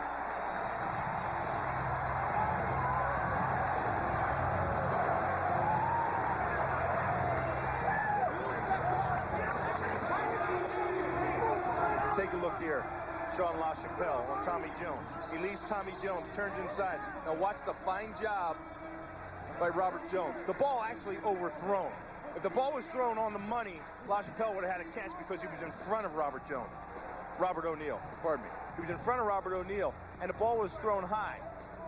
O'Neill able to get his hand in there, jar it loose, and then keep his eyes on the ball as he's coming down and catch it for an interception. Al Luganville asked his players who's going to step up, and since he's asked that, and I realize these things are rhetorical and it's just all in the spirit of the game, but he's had a half a dozen guys take him literally. Bobo has stepped up. O'Neill has stepped up. Fuhrer has stepped up. And they give this time to Bino Bryant. Bryant stopped short of the 30-yard line at the 32. George Coghill on the stop. And nobody on Amsterdam's sidelines is on the bench. They're all standing up, you know. Now they're all hovering around Al Luganville. Look at the guys. Remember in the third quarter? Nobody was standing up. They were all sitting on the bench, getting chewed out, feeling sorry for themselves. Will Fuhrer and Al Luganville have rallied this team, given him a sense of belief, and it's showing right now. He has run the emotional gamut tonight. Kevin Farkas jumped off sides right there. And you don't want penalties to come up and bite you right now. And they've had problems with penalties in the past. 2 minutes, 49 seconds remaining. Lance Zeno pacing the sidelines. 5-yard penalty. It's going to make it a second down and 12. Well, a touchdown here by Amsterdam would more or less seal it for them. And a field goal would put it at 7, and that would force Scotland to have to score a touchdown just to tie.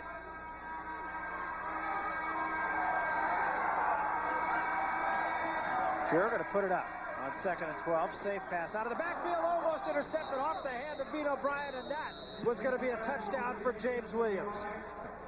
Boy, Amsterdam caught a break there. Watch Will Fuhrer. See, this time he sees Bino Bryant out in the flat. Throws the ball high. Bino tips it up, and James Williams got a hand on it. And he's wishing right now that he could have picked that thing off. And interceptions have eluded James Williams all year. He's the only DB of all the Scotland DBs that doesn't have an interception. Clock stops now. 3rd down and 12. Three-man rush. Fuhrer hit as he throws, caught by Chandler short of the first down.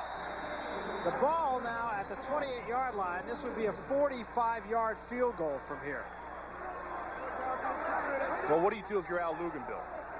It's a long field goal, and you punt. You have a good chance of putting it in the end zone and having the ball out at the 20 anyhow. Well, Vinatieri's longest field goal, 43 yards. Why not go for it? They are? Okay. So they will let it run down to 1. It'll be 2:05 left. You want to kill the clock? Well, 2 minute. I got it down to the 2-minute warning, so he didn't have to call timeout, really. And Jim Kreider's thinking, was that a timeout or is that the 2-minute warning? Would be a factor for him. He trails by 4. Looking for something? Yeah, that dime from Sprint's long distance plan. Today. Every town. 6 Central on FX. We're at the 2-minute warning. They're having a good old time here in Amsterdam. Why not? Their team has come from behind to lead at 31-27. Down in Frankfurt, Rhein Fire having a good time too. Frankfurt has scored, but the Rhein Fire comfortably in front with 2 minutes left in that ball game, a little more than 2 minutes, and it's a 31-8 Rhein Fire lead. And they're going for it. 4th down and about 3.5. Quarterback draw, and Fuhrer's got it. Well, he got it, and he paid for it. Good call. He feels he has the hot hand, or should I say the hot feet. He's getting the bug now to run. So he calls his own number on the quarterback draw, sets up in the pocket, waits for the defensive lineman to get past the offensive lineman, and takes it right up the middle. The clock continues to run, and I'm not quite sure what Claymores are thinking about. Yeah, and I didn't understand why they didn't call timeout before the 2-minute warning, to force them to run the play in hopes of getting the ball back. If they got the ball back, they could use the 2-minute as an additional timeout. Exactly. Play fake this time. And Saka is the man that was running with the ball.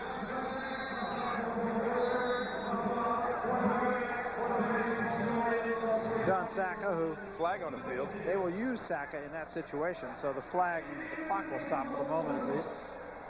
And 1 minute and 9 seconds left. Number 95 in the defense. Illegal contact with the helmet. It's a personal foul against the Claymores. Going to be another first down. Well, they didn't need that.